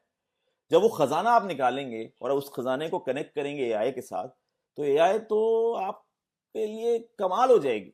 लेकिन अगर आपने किसी और का खजाना कॉपी करने की कोशिश की कि भाई देखो आजकल ये चल रहा है तो मैं ये कर लेता हूं, आजकल वो चल रहा है तो मैं वो कर लेता हूं, तो वो तो आगे नहीं जा सकेगा, क्योंकि वो उसकी जो जो सोर्स है वो फाइनाइट है, और जो अल्लाह ताला ने खजाना आपको दिया है वो इनफाइनाइट है। उसके लिए आपको मोटिवेशन की कोई जरूरत ही नहीं है। तो अभी जो तो मैं अभी जो लोग लेट्स से यूके से आपको अप्रोच करते हैं, भले वो इन्वेस्टमेंट प्रॉपर्टीज के लिए करते हों और यूएई में करते हों या ओमान में करते हों, या वो लेट्स से रीलोकेशन के लिए करते हों, वो चाहते हों कि कहीं जॉब मिल जाए, या अपने बिजनेस को शिफ्ट करने के लिए करते हों, किस तरह के आपको डेमोग्राफिक्स मिलते हैं और क्या क्या लोगों की प्रॉब्लम्स हैं जो लेट्स से हम समझ सकते हैं कि कौन कौन सी प्रॉब्लम्स हैं? सही, चलिए मैं चंद केसेस शेयर करता हूँ आपके साथ।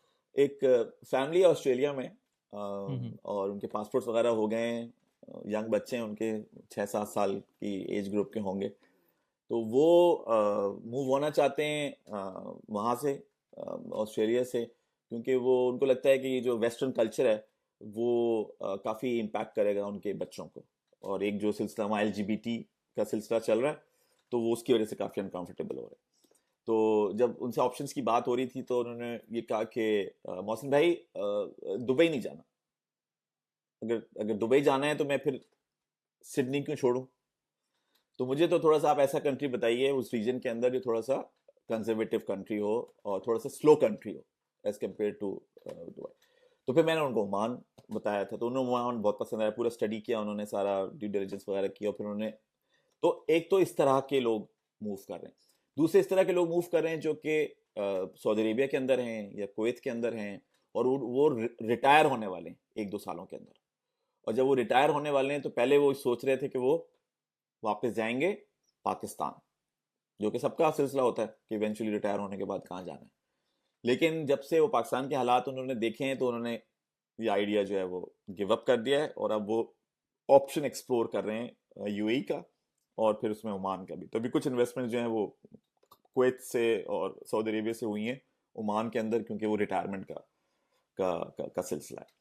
इसी तरह से कुछ लोग जो हैं रीजन में मुख्तलिफ जगहों पर हैं, बेस करते हैं, जैसे इराक में काम कर रहे हैं लोग और वो ऑप्शन एक्सप्लोर कर रहे हैं, तो वो एज अ बैकअप उनको एक वो चाहिए कि भाई अगर ये हमारी जॉब इराक से ख़त्म हो जाएगी, कहीं हो जाएगी, और हमारी इमिग्रेशंस नहीं हुई नहीं, तो हम कहाँ एंड अप करेंगे।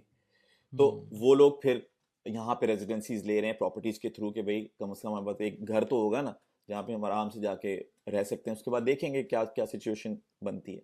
इसी तरह से जो अभी कुछ इन्वेस्टमेंट्स दुबई में भी हुई हैं, तो वो प्योरली यूएस से हुई हैं इन्वेस्टमेंट्स, वो प्योरली इसी चीज़ पे हुई हैं कि वो दुबई तो रुकने का नाम नहीं ले रहा, तो अगर मैंने अभी इन्वेस्टमेंट नहीं की तो ये तो और महंगा हो जाएगा, और मैं तो मिस आउट कर जाऊंगा, क्योंकि मैं पिछले कुछ लोग ऑब्वियसली 1-1 साल से उसको मॉनिटर कर रहे हैं दुबई को, प्राइसेस को, इन चीज़ों को।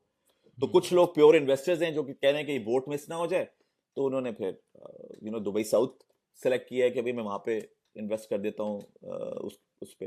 तो इस तरह की जो हैं वो कुछ एग्जांपल्स हैं, मैंने कहा रीजंस अच्छा बहुत ओमान, डिफरेंट हैं। हाँ, अच्छा ओमान के अंदर जो मैंने सुना है कि वहाँ पर, जैसे यहाँ पर तो गोल्डन वीज़ा 2 मिलियन दिरहम्स के ऊपर प्रॉपर्टी लेते हैं तो आपको मिलता है, यूएई में ओमान का क्या स्टेटस है इस वक्त? यार ओमान में मतलब ये सिलसिला है कि अगर प्रॉपर्टी आपकी किसी भी वैल्यू की हो, as long as free hold हो दुबई की ज़बान में, वहाँ पे आईटीसीज प्रॉपर्टी कहलाती हैं ये। अच्छा, तो अगर आईटीसीज हैं या वही फ्री होल्ड प्रॉपर्टीज हैं और उसकी प्राइस कुछ भी है, तो आपको रेजिडेंसी मिल जाएगी। कितने साल ये की? मतलब जिसे दुबई के अंदर तो एक बार है ना कि अगर आपको इन्वेस्टर वीजा चाहिए तो 7.5 लाख दरम की प्रॉपर्टी होनी चाहिए, जिसपे आपको रेजिडेंसी दे देंगे, एज लॉन्ग एज वो प्रॉपर्टी 7.5 लाख दरम की हो। उससे कम पे आपको इन्वेस्टर वीजा नहीं मिलता। गोल्डन वीजा तो उससे ऊपर है, 2 मिलियन के 2 ऊपर है, मिलियन पे, 2 हाँ। मिलियन पर है। ये वाला जो इनका वीजा है वो उसकी जो जो जो प्राइस है वो समझे मिनिमम प्रॉपर्टी जो वहां पर अवेलेबल होगी वो कोई 3 लाख दरम की होगी, यूएई दरम की बात कर रहा हूँ। तो 3 लाख दरम पे भी वो आपको रेजिडेंसी दे रहे हैं अच्छा, वहां पे। 3 लाख हाँ dirham पे भी मिल जाएगी जी ओमान जी में? जी जी, वहां उन्होंने वो जो बार है ना वो नहीं रखा हुआ, एज लॉन्ग एज वो अच्छा। प्रॉपर्टी फ्री होल्ड के अंदर हो। और अगर वो, क्योंकि सबसे सस्ती प्रॉपर्टीज ही अब 3 लाख की तो है ही ना, 3 लाख से नीचे की तो कोई प्रॉपर्टी है नहीं, तो उस पर भी हम्म। आपको रेजिडेंसीज मिल जाएंगी। और वो वाली रेजिडेंसीज हैं कि हर 2 साल बाद, जैसे दुबई की इन्वेस्टर वाली है, हर 2 साल बाद आपको रिन्यू करानी पड़ेगी वो। और आपका जो एलिजिबिलिटी है वो डिपेंड करती है कि वो प्रॉपर्टी आपके नाम पर हो, ठीक है। हम्म। और दैट्स इट, तो आप उसको रिन्यू कराते रहें हर 2 साल के बाद, हर 2 साल के बाद। और उसमें फैमिली को भी मिल जाती है रेजिडेंसी? जी जी, एब्सोल्युटली, उसमें फैमिली को भी मिल जाती है, और उसमें कुछ केसेस में पेरेंट्स को भी दे देते हैं वो, डिपेंडिंग अभी तक के 2 साल कहाँ का ही हो। है वहां पर, बढ़ाया नहीं उन्होंने? 5 साल या 10 साल इस तरह यार नहीं किया अभी वो? दरअसल मैं ये कहूँगा, ओमान अभी अभी अभी स्टार्ट हुआ है। तो हम्म। ओमान ने सबसे पहला काम तो ये किया था, जब नए सुल्तान आ गए ना वहाँ पे, तो उन्होंने हम्म। पहला काम ये किया था कि उन्होंने 100% ओनरशिप पे अलाउ कर दिया था कंपनीज बनाना। आई थिंक वो बहुत बड़ा स्टेप था, और ये वही स्टेप है जो दुबई ने 20 साल पहले लिया था। तो एक तो वो हम्म। काम किया था उन्होंने कि 100% ओनरशिप पे कंपनीज बनाई।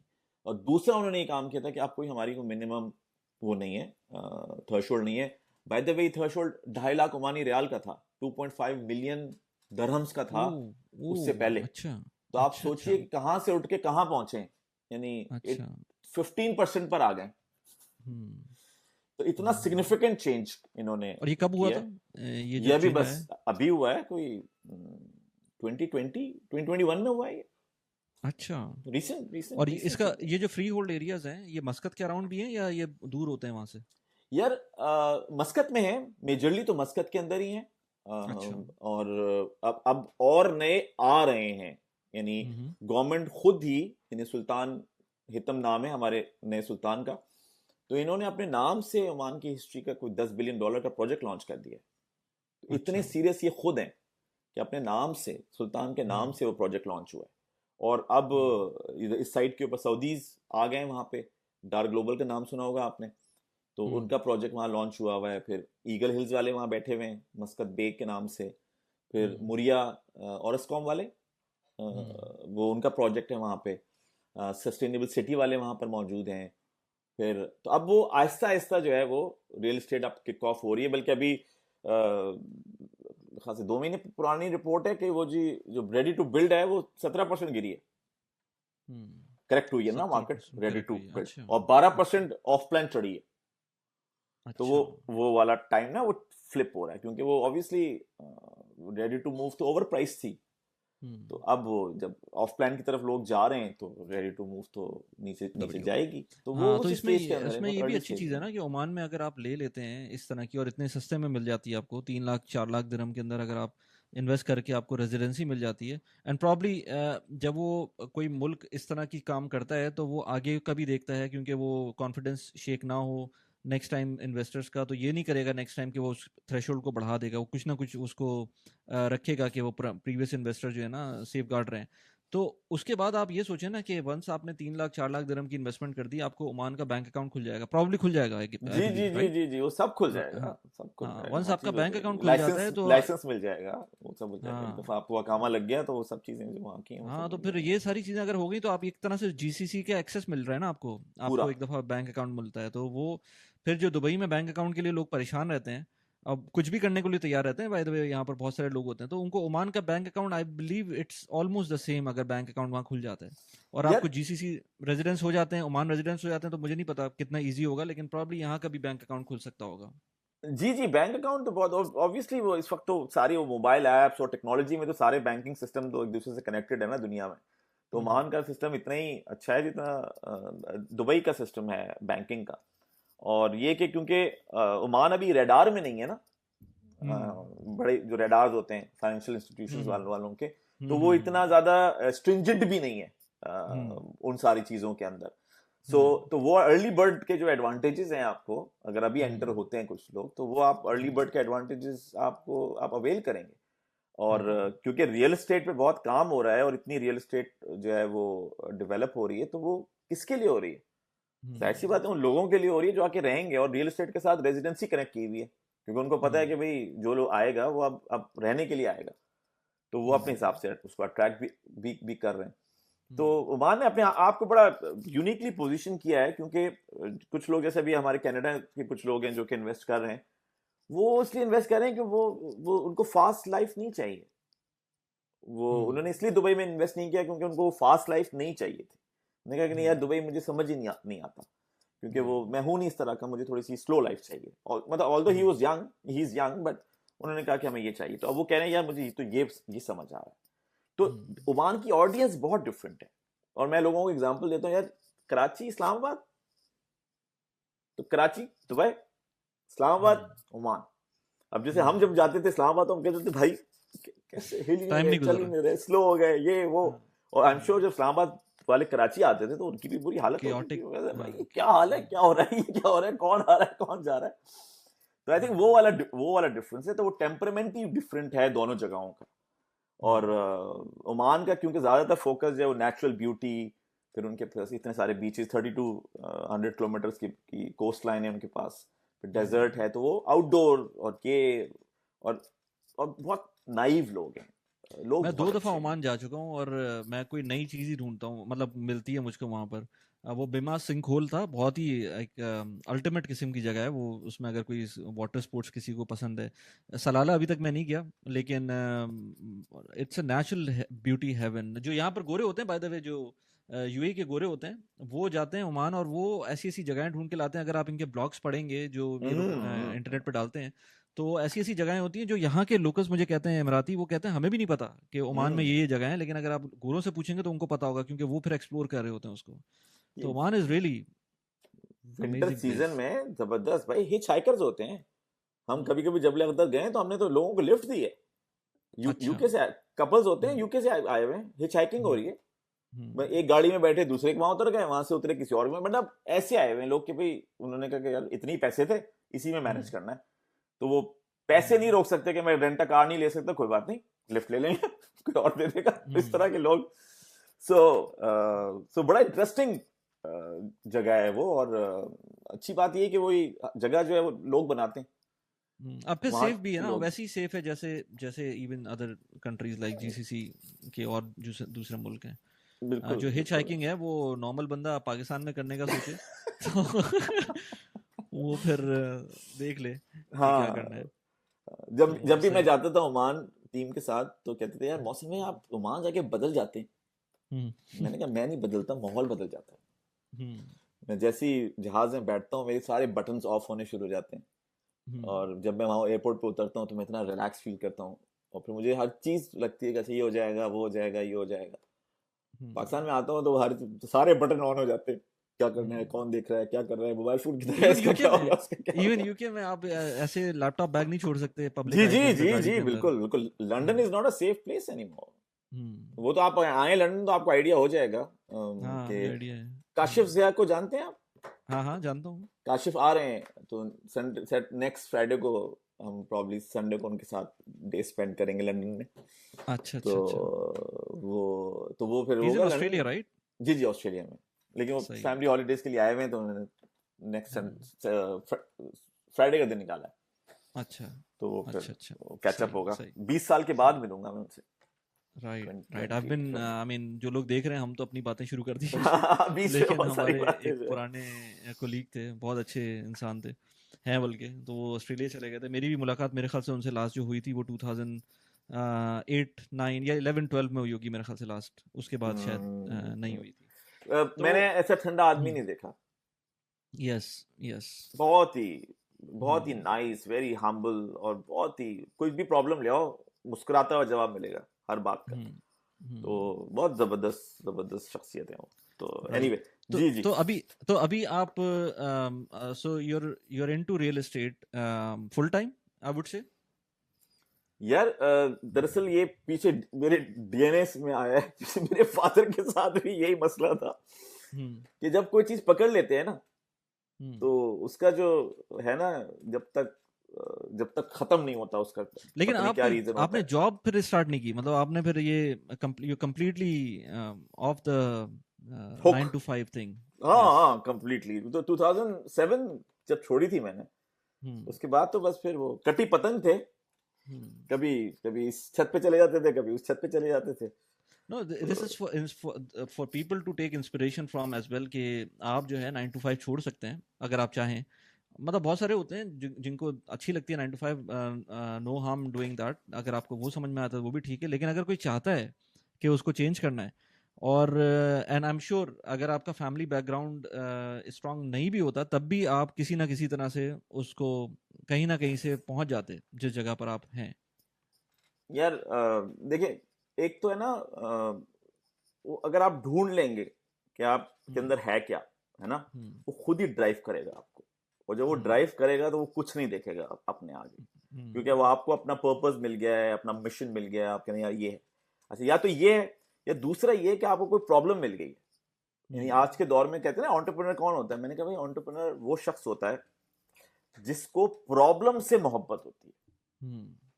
अगर आपको फैसिनेशन है ना प्रॉब्लम का, यानी फैसिनेशन है, इतना फैसिनेशन है कि आप कहते हैं यार ये प्रॉब्लम ही सब कुछ है, तो बस आप नंबर 1 आप एंटरप्रेन्योर बन सकते हैं. क्योंकि वो प्रॉब्लम कंटिन्यूसली चेंज होगा, ग्रो करेगा, बड़े से बड़ा होता जाएगा. क्योंकि ये प्रॉब्लम इंसानों का प्रॉब्लम है, और कभी भी प्रॉब्लम जो है ना वो रुकता नहीं है, बढ़ता रहता है, ग्रो होता रहता है.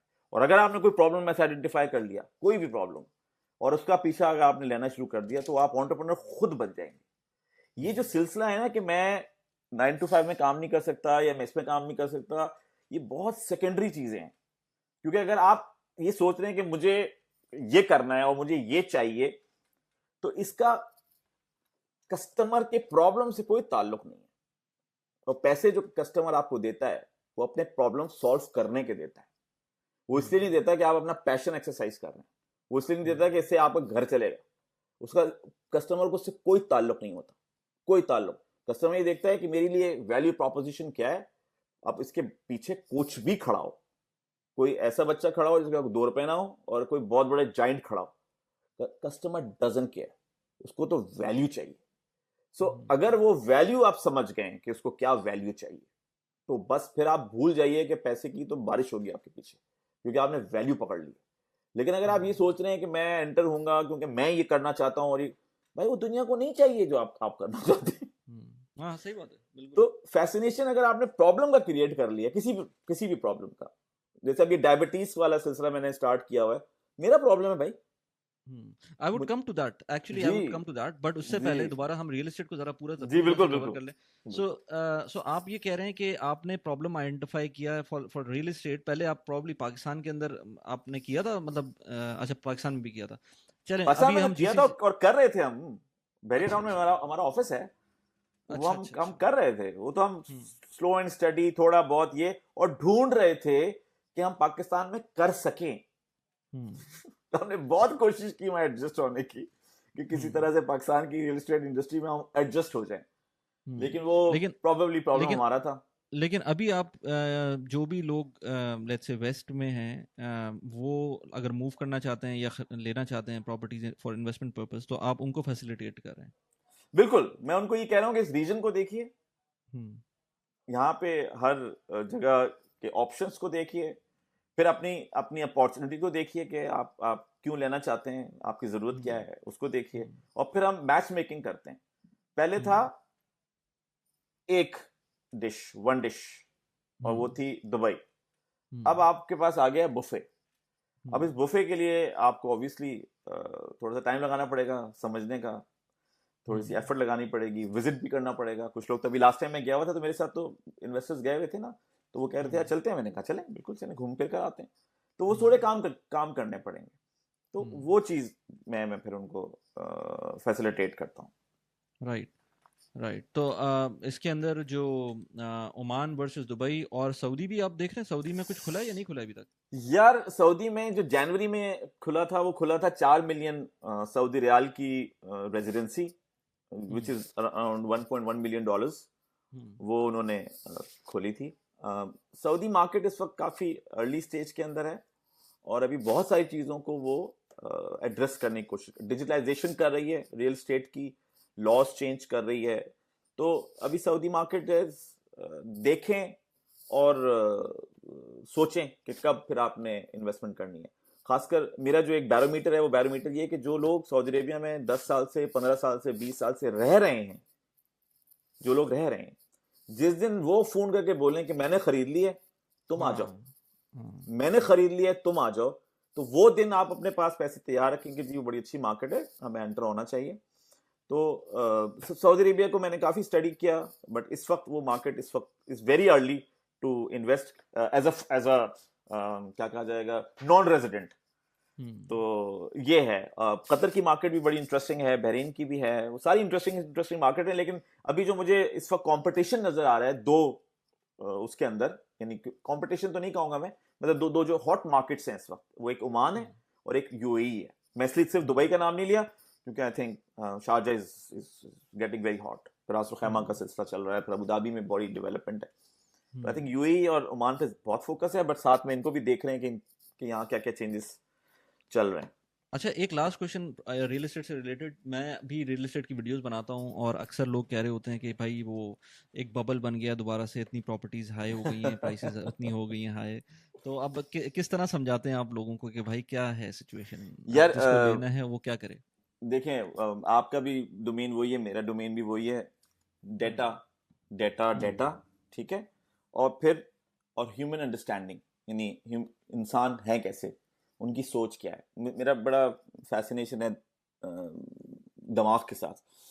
तो अब जब मैंने इसको स्टडी किया है, तो एक तो ये कि जो थर्ड पार्टी फाइनेंशियल इंस्टीट्यूशंस हैं, यानी आईएमएफ क्या कह रहा है, अरेबियन मॉनेटरी फंड क्या कह रहा है, एसएनपी क्या कह रहा है, फिच क्या कह रहा है, फिर एक यूबीएस है, union bank of Switzerland, I think $420 billion की उनकी इन्वेस्टमेंट है all across the world, one of the largest investment bank है वो दुनिया का। तो वो उन्होंने एनालिसिस किया हुआ है सारी सिटीज का, क्योंकि उनकी हर जगह इन्वेस्टमेंट है, टोक्यो के अंदर भी है, जिनेवा में भी है, न्यूयॉर्क में भी है, तो उसमें वो दुबई कहाँ रैंक कर रहा है। तो वो सारे के सारे लोग जिन्होंने जिन्होंने दुबई की बुक्स खोली हुई हैं, और अबू धाबी वो अबू धाबी जिसने 2008 में लाइफलाइन दी थी दुबई को, सबको पता है, सबको पता है, राइट, लाइफलाइन दी थी, राइट। अबू धाबी क्यों इन्वेस्ट कर रहा है दुबई के अंदर? एल्डार उनका एक बहुत बड़ा डेवलपर है, तो वो क्यों अबू धाबी को क्या नहीं पता दुबई का? अच्छा, और ये सारी जो एक्सटर्नल, वही मैंने कहा, मैं क्या बोलूं कि बबल है या नहीं, आईएमएफ वो को बोलना चाहिए कि बबल है नहीं, उसको एएमएफ को बोलना चाहिए कि बबल है या नहीं, यूबीएस को बोलना, जिनकी इन्वेस्टमेंट्स हुई हैं उनको बोलना चाहिए बबल है या नहीं। तो ये सारी जो थर्ड पार्टीज हैं, ये अभी तक कोई साइन नहीं दे रही। और बात ये है कि जब इसको आप थोड़ा डीपली स्टडी करते हैं, तो वो इसलिए करते हैं क्योंकि दुनिया की हालत कभी इतनी खराब हुई नहीं थी इससे पहले। आप ये सोचिए ना कि दुबई के अंदर इन्वेस्टमेंट जो है वो डाइवर्सिफाइड इन्वेस्टमेंट है, ऑस्ट्रेलियंस भी कर रहे हैं, जापानीज भी कर रहे हैं, इस दफा मैं गया तो चाइनीज बैठे हुए इतने नजर आए मुझे, चाइनीज भी कर रहे हैं, पाकिस्तानी भी कर रहे हैं, इंडियन भी कर रहे हैं, रशियंस भी कर रहे हैं, ईस्टर्न यूरोपियंस भी कर रहे हैं। कौन सी ऐसी दुनिया की मार्केट है जो इतनी डाइवर्सिफाइड है, इतनी डाइवर्सिफाइड? अब दुनिया की अगर फर्ज करें 30% या 40% भी हालत खराब हो जाती है, तो बाकी 60% की तो हालत नहीं खराब हुई थी। तो डाइवर्सिफिकेशन आपको एज देती है उसके अंदर, तो इतनी डाइवर्सिफाई उन्होंने कर दी है। दूसरा ये कि जो गवर्नमेंट के इनिशिएटिव्स हैं वो कंटिन्यूसली सिंक हैं, जो जैसे जैसे दुनिया के प्रॉब्लम्स बढ़ते जा रहे हैं और वो अकॉर्डिंगली चेंज करते जा रहे हैं। एग्जाम्पल मैं आपको दूं, मैंने अभी आपने मुझसे सऊदी अरेबिया का पूछा है, राइट। जनवरी में सऊदी ने अनाउंस कर दिया $1.1 मिलियन और वही 4 मिलियन सऊदी रियाल ले लो रेजिडेंसी इन्वेस्टमेंट के ऊपर, प्रॉपर्टी खरीदो 4 मिलियन की ले लो। कुछ सी हफ्ते में होगी अगली खबर ये आ गई कि जी वो 2 मिलियन का जो हमने गोल्डन वीजा था, उसकी अगर आप डाउन पेमेंट भी कर देंगे तो हम आपको रेजिडेंसी दे देंगे। नेक टू नेक चल रहे हैं, नेक टू नेक चल रहे हैं। और दूसरा, यहां पे दुबई खुद इतना प्रमोट अपने आप को शायद ना कर पा रहा हो जितना सऊदी अरेबिया दुनिया में अपने आप को प्रमोट कर रहा है। और उसकी प्रमोशन पे जब लोग जाते हैं और जब वो रिसर्च करते हैं, तो eventually they ended up in Dubai या शारजा या अबू धाबी। और आप पूछेंगे क्यों? इसलिए पूछेंगे कि भाई वो तो जिन प्रॉब्लम से निकल कर आ रहे हैं, तो वो किसी ऐसी जगह पे तो अभी नहीं जाएंगे ना जहां पे पहली दफा ये काम हो रहा है। और सऊदी अरेबिया में ये काम पहली दफा हो रहा है। दुबई में ये काम 2008 में पहली दफा हुआ था। और जब हुआ था तो क्या हुआ था? दुबई गिर गया था। लेमन ब्रदर का हुआ था, बट दुबई गिर गया था क्योंकि मार्केट कंट्रोल में नहीं थी, और पहली दफा दुबई कर रहा था। फिर दुबई दोबारा से भी गिरा था, और फिर अब दुबई तीसरी दफा खड़ा हुआ है, तीसरी दफा आफ्टर कोविड। तो इनके 3 पीछे एसेट्स हैं। जैसे मैं कहता हूं कि मैंने तो 15 कंपनियां बनाई थी जो मैंने बंद की हैं। वो 15 कंपनियां क्या खड़ी हुई हैं, उसने मुझे ये बताया है कि कंपनी कैसे चलती है। तो दुबई को भी हम क्यों कहें कि वो मुल्क है? हम तो ये कहेंगे ना, वो तो लोगों का एक मजमुआ है जिन्होंने पहला एक्सपेरिमेंट किया 2008 में, दूसरा किया 2014 में, तीसरा खुद ही हो गया 2020 में कोविड। और उसके बाद जो इन्होंने जो सीखे हैं ये, वो ऊपर चढ़ते चले गए। एस्क्रो लेकर आ गया सिंगापुर से। एस्क्रो का सिस्टम जो है वो सिंगापुर से उठा के लेकर आ गए। वीजों का सिस्टम खुद ही क्रिएट कर लिया कि जी हमें गोल्डन वीजा चाहिए, कि हाँ ये प्रॉब्लम ये है कि हम तो रेजिडेंसी के लिए वीजे दे रहे थे। ऐसे ही था ना, इन्वेस्टर वीजा 7.5 लाख का तो बहुत पुराना चल रहा था। लेकिन लोग आते थे, यार तो मैं आऊंगा तो मेरे तो पेरेंट्स का क्या होगा, और फिर मैं यहाँ काम नहीं कर सकता, और फिर ये सिलसिला होगा, मुझे बिजनेस करना हुआ तो मुझे उसके लिए अलग वीजा चाहिए होगा। उन्होंने कहा जान छोड़ो, 2 मिलियन की इन्वेस्टमेंट करो और बिल्कुल जबरदस्त वीजा ले लो, 10 साल का। शक्ल दिखाने की जरूरत नहीं है 10 साल तक, एज लॉन्ग एज यार वो आपको मैं प्रॉपर्टी तुम अफोर्ड एग्जांपल कर सको। बताऊं ना, दुबई जिस तरह से फैसिलिटेट करता है चीज़ों में। मैं जिस वक्त मैंने सोशल मीडिया स्टार्ट किया था, उस टाइम पर मैंने सोचा था कि यार जब मैं स्टार्ट करूंगा तो ये ना हो कि कोई लीगल प्रॉब्लम्स हो, तो मुझे कोई लाइसेंस ले लेना चाहिए।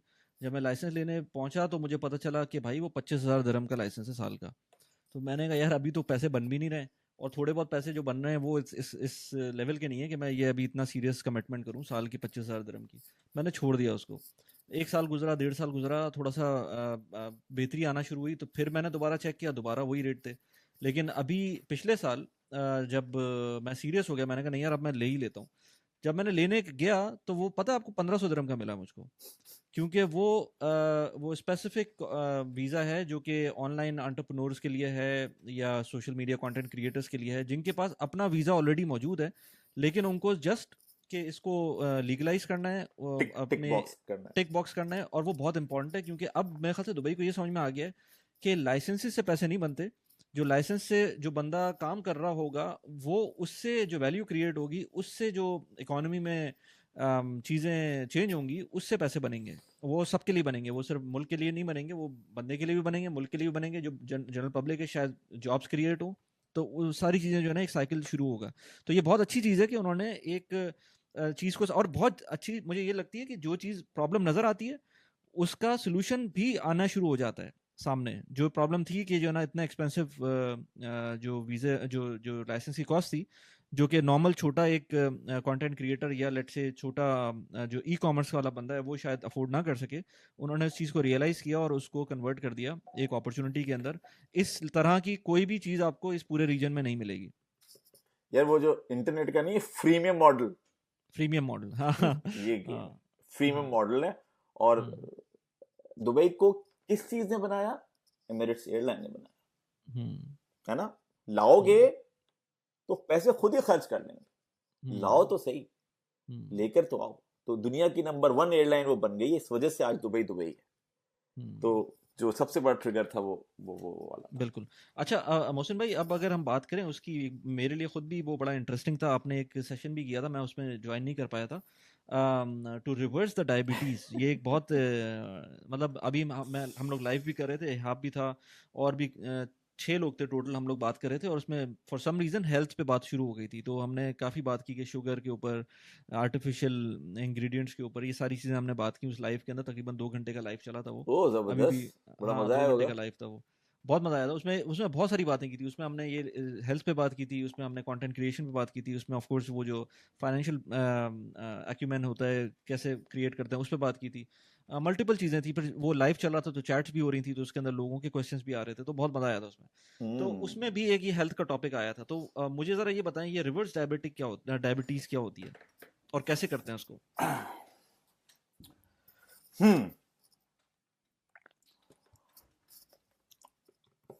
कहाँ से वो स्टार्ट करूं?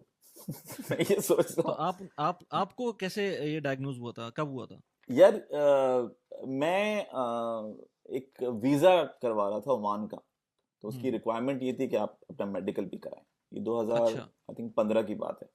अच्छा। तो रैंडम थी, हमने कहा ठीक है जाओ करा लेते हैं। हम गए, कराया, तो उन्होंने कहा कि जी आपको तो डायबिटीज है। हम्म। सो वो एक ऑब्वियसली बड़ा शॉक था, और क्योंकि एक्सपेक्ट ही नहीं किया था कि यार इतनी जल्दी हो जाएगी। अच्छा, हम्म। तो हो जी होगी, लेकिन इतनी जल्दी हो जाएगी। सो इस तरह से ये स्टार्ट हुआ था। मैं खैर अभी उसकी डिटेल में नहीं जा रहा, लेकिन आपने पूछा ना कि रिवर्स डायबिटीज क्या होती है।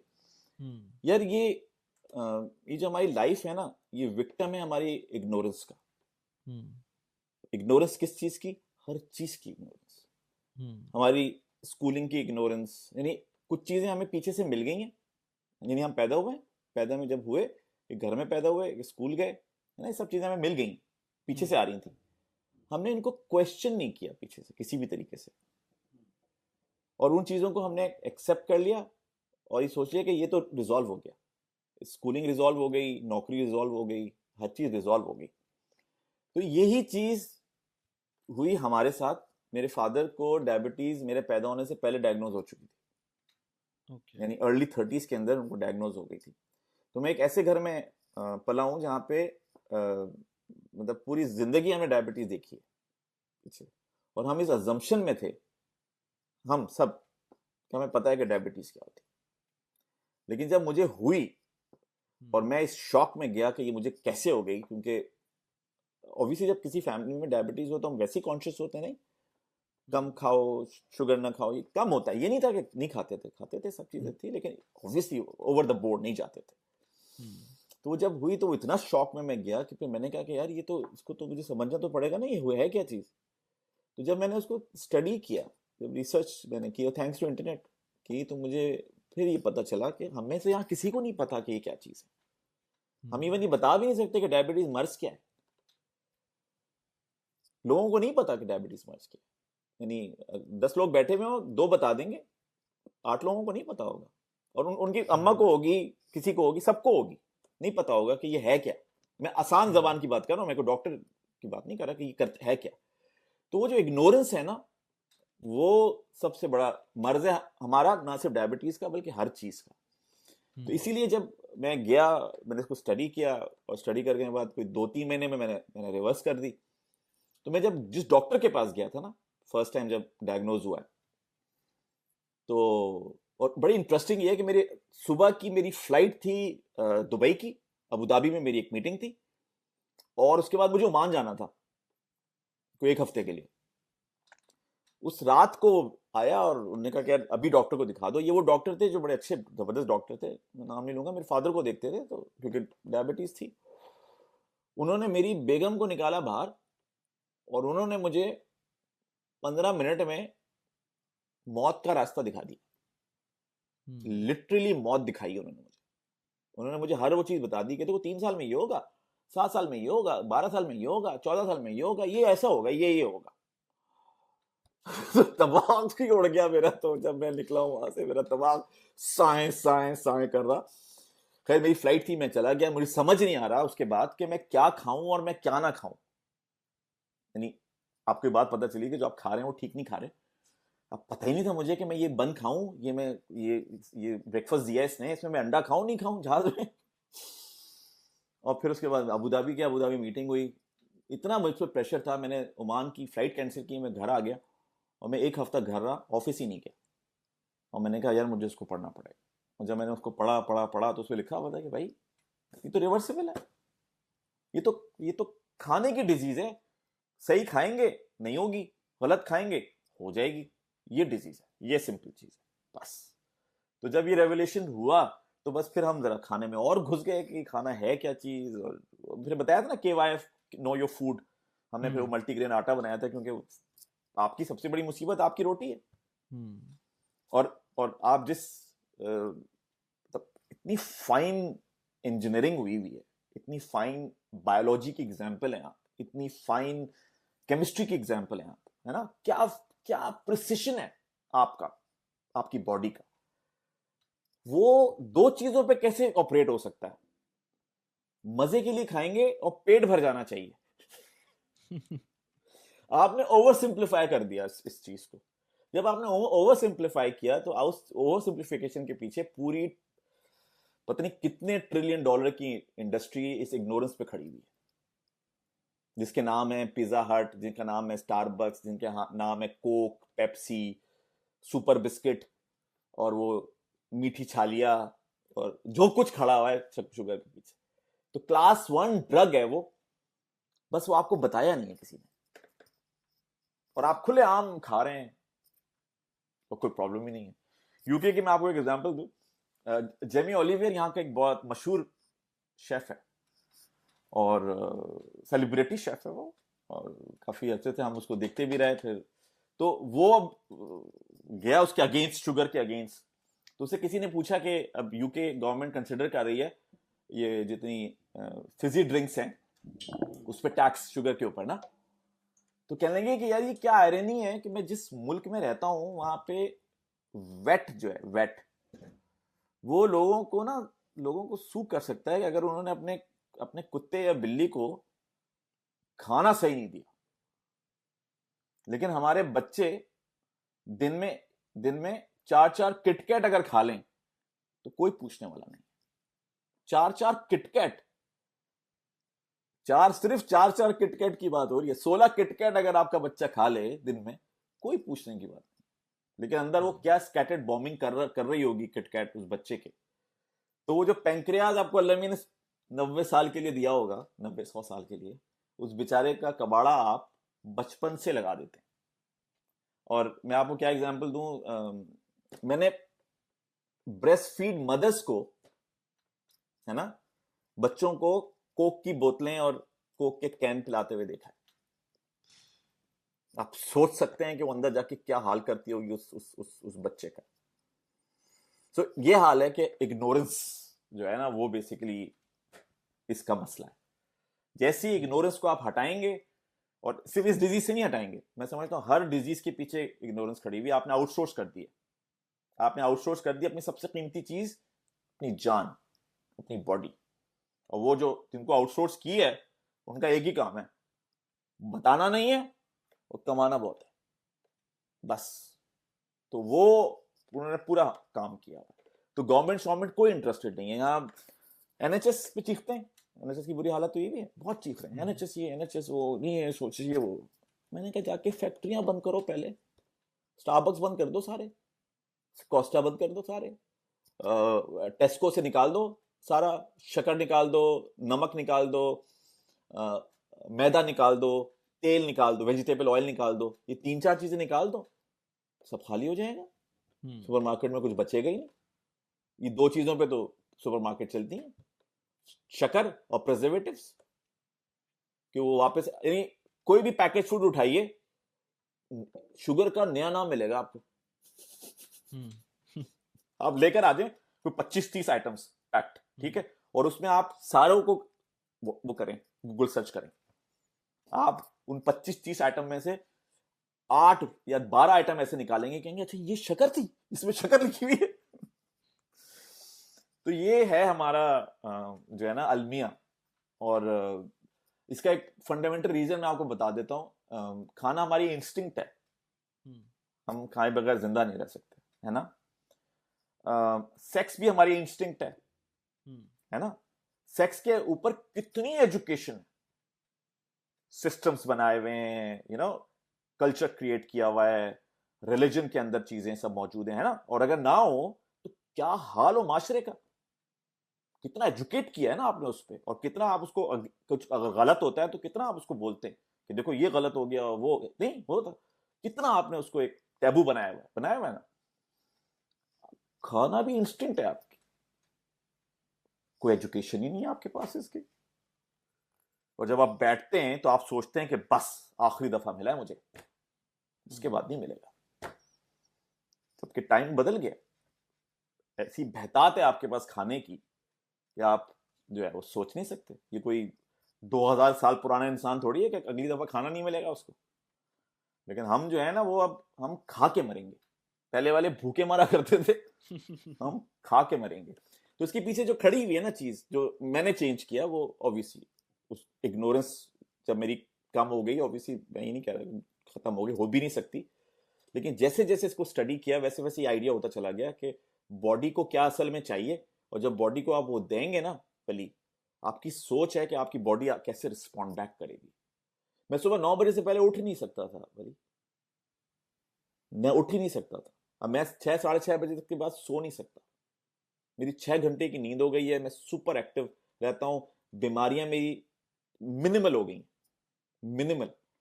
मुझे कोविड हुआ है 9 दिन में फारिग हुआ है कोविड, जुलाई के अंदर, जुलाई 2020 में मुझे कोविड हुआ था, 9 डेज के अंदर क्लियर हुआ है, और एंटीबॉडीज मेरी फुल बन गई थी। किसका रीजन है? सिर्फ ये कि मेरी कोशिश होती है कि मैं, अल्लाह ताला ने जैसे खाना दिया है, ऑल्दो कि वो भी हमने बड़ा मॉडिफाई कर दिया है, लेकिन जो अल्लाह ताला ने जिस शेप में खाना दिया है वो शेप में खाना है, प्रोसेस नहीं करना, ये सब चीजें। तो इस तरह से ये हुई है। तो इसमें कोई रॉकेट साइंस नहीं है, आपको रिवाइंड करना होगा आप खाने के बारे में क्या सोचते हैं, और जैसे ही आप चेंज करेंगे अपनी सोच को, सब कुछ चेंज हो जाएगा। तो दिस इज है, ये रिवर्सल ऑफ डायबिटीज जो है वो आपका बिलीफ सिस्टम पे खड़ी है। मैनिफेस्टेशन है बिल्कुल, लेकिन उसके लिए आपको करना भी पड़ेगा ना, ऐसे तो नहीं हो सकता कि आप फिर आइसक्रीम चॉकलेट खा रहे हो और साथ में मैनिफेस्टेशन भी कर रहे हो। यार एक बात सुने, मुझे ये एक एंगल है, मतलब मुझे ये होता है फील के एक चीज आपको किसी ने दी है, जैसे ये बॉडी है या हम हैं, ये हमने खुद तो अपने आप को क्रिएट किया नहीं, और ना हम अपने आप को क्रिएट कर सकते हैं, राइट? तो ये हमारी क्रिएशन नहीं है, तो ओनरशिप भी नहीं हो सकती, ओनरशिप तो एग्जिस्ट ही नहीं करती। हम तो मुसाफिर हैं इस बॉडी के, इस ब्रेन के, है ना, और फिर वो हमारा सफर खत्म हो जाएगा। अब बॉडी जिस शेप में आई थी उस शेप में फिर वापस जानी चाहिए, वरना तो अमानत की खयानत है ना ये। अगर बॉडी को आपने उस शेप में वापस नहीं किया जिस शेप में आई थी, तो आपकी ओनरशिप नहीं है। एक तो ये वाली बात। दूसरा ये कि ये जो हम बात करते हैं ना, हेरिडिटी चल रही है, वो जी वो तो अच्छा मेरी तो मदर को भी था, इसको था, उसको, तो यार बेसिक जब आप ये कहते हैं ना, तो आप कहते हैं यार मैं क्या करूं, मेरे कंट्रोल में थोड़ी है, मैं क्या करूं। मुझे ये बताइए कि ये मतलब इंसान जब से पैदा हुआ था तब से अल्लाह ताला ने डाली हुई थी डायबिटीज उसके सिस्टम में? नहीं, ये तो आपने गलत खा खा के अपने अंदर एक मल फंक्शनिंग क्रिएट कर ली है। वो मल फंक्शनिंग जो है वो आपके आबाओ अजदाद में आ गई, ठीक है, वो अब ट्रांसफर हो रही है। अच्छा, एज ए ह्यूमन बीइंग अगर आप ये बात समझ गए तो आप ये नहीं चाहेंगे कि ये आपके बच्चों में ना जाए, या ये नहीं चाहेंगे कि बच्चों के बच्चों में ना जाए? नहीं चाहेंगे। ये तो आपकी रिस्पॉन्सिबिलिटी है ना, कि अगर कोई बुरी चीज आ गई है तो वो आगे ट्रांसफर नहीं करनी, ये तो आपकी रिस्पॉन्सिबिलिटी है। तो ये जो डीएनए है ये तो कंटिन्यूसली चेंज हो रहा होता है। यानी हम लोग उस दिन ऐसी बात कर रहे थे, हम कहते थे देखो हमारे बच्चे अर्ली स्टेज में हो गए, जल्दी शादी हो गई, अगर अब हमारा बेबी होता है, अब हमारा बेबी बहुत डिफरेंट होगा। क्यों डिफरेंट होगा? क्योंकि हम चेंज हो गए, हमारा लाइफस्टाइल चेंज हो गया, हमारी सोच चेंज हो गई है, हमारी पता नहीं क्या क्या चीजें चेंज हो गई। तो अब हमारा अगर अभी बेबी हुआ और अब वो बेबी, तो वो बहुत डिफरेंट बेबी होगा, क्योंकि हमने अपने डीएनए को मॉडिफाई कर लिया। और यही तो वजह है कि जो हम ये जो है ना पीछे से आ रहा है ना, आपका डीएनए आ रहा है पीछे, राइट? तो बहुत सारी चीजें जो हमें नॉर्मल लगती हैं वो इसलिए हमें नॉर्मल लगती हैं क्योंकि वो डीएनए के अंदर आई हुई है सारी की सारी। बोलना, शोलना, ये हलना जुलना, और फिर कभी भी आपको लगता है यार चाचा जैसा लग रहा है कोई कहते यार ये, अरे ये तो बिल्कुल वो भाई लग रहा है जिन्होंने हमारे आबा अजदाद देखे हुए होते हैं। क्यों देखे हुए होते हैं? तो वो होता ही है कि वो डीएनए में वो गिफ्ट आया जा रहा है। तो अब आपको पता है कि मेरे डीएनए में क्या प्रॉब्लम्स हैं, और अब आपकी रिस्पॉन्सिबिलिटी है इस चीज की कि आप इसको डिले करें, बच्चों को एजुकेट करें, ताकि अगली जनरेशन में वो बच्चा और कोशिश करे कि ये और डिले। तो जितनी डिले होगी, मैं ये नहीं कह रहा कि नहीं होगी, क्योंकि वो डीएनए में है, उसको एक्सपेडाइट ना करें। यानी जिसने 60 इयर्स की एज में किक ऑफ होना था, वो आप 30 साल में किक ऑफ करके बैठे हुए। मैं बता दूं, मैं रोज एक कोक का कैन पीता था, इतना एडिक्ट था मैं डायबिटीज से पहले, पता ही नहीं था हमें। अगर मुझे पता होता ये चीज अर्ली स्टेज में मुझे पता चलती होती, तो मेरी डायबिटीज 55 में आती या 60 में आती या 65 में आती, मैंने उसको स्पीड अप करके 40 में कर लिया। और मैं अपने बच्चों से बोलता हूँ मैंने 40 में किया है, तुमको 30 में होगी अगर तुमने अपने आप को नहीं इस वक्त वो किया हुआ। तो खैर हम तो शुरू से हुए थे, तो बच्चों ने हमारी ड्रिंक्स नहीं की, और फिर हमारे तो अब घर में चीजें काफी चेंज हो गई हैं। और आपको किचन चेंज करना होगा। और एक और भी बहुत इंपॉर्टेंट मैसेज है जो मैं आपके थ्रू देना चाहूंगा, मैं नॉर्मल हूं, जो बाकी गलत खा रहे हैं वो अब नॉर्मल है और अगर नहीं है सही तो हो जाएंगे। हाँ। तो जिस तरह से लोग ही कहते हैं कि यार वो तुम हमारे साथ बेस पे बैठे हो, तुम ये फील कर रहे होगे कि तुम क्या मिस कर रहे हो। मैंने कहा बॉस मैं ये फील कर रहा हूं कि आपकी जिंदगी के दिन कितने कम हो रहे हैं इन दिमागों के साथ।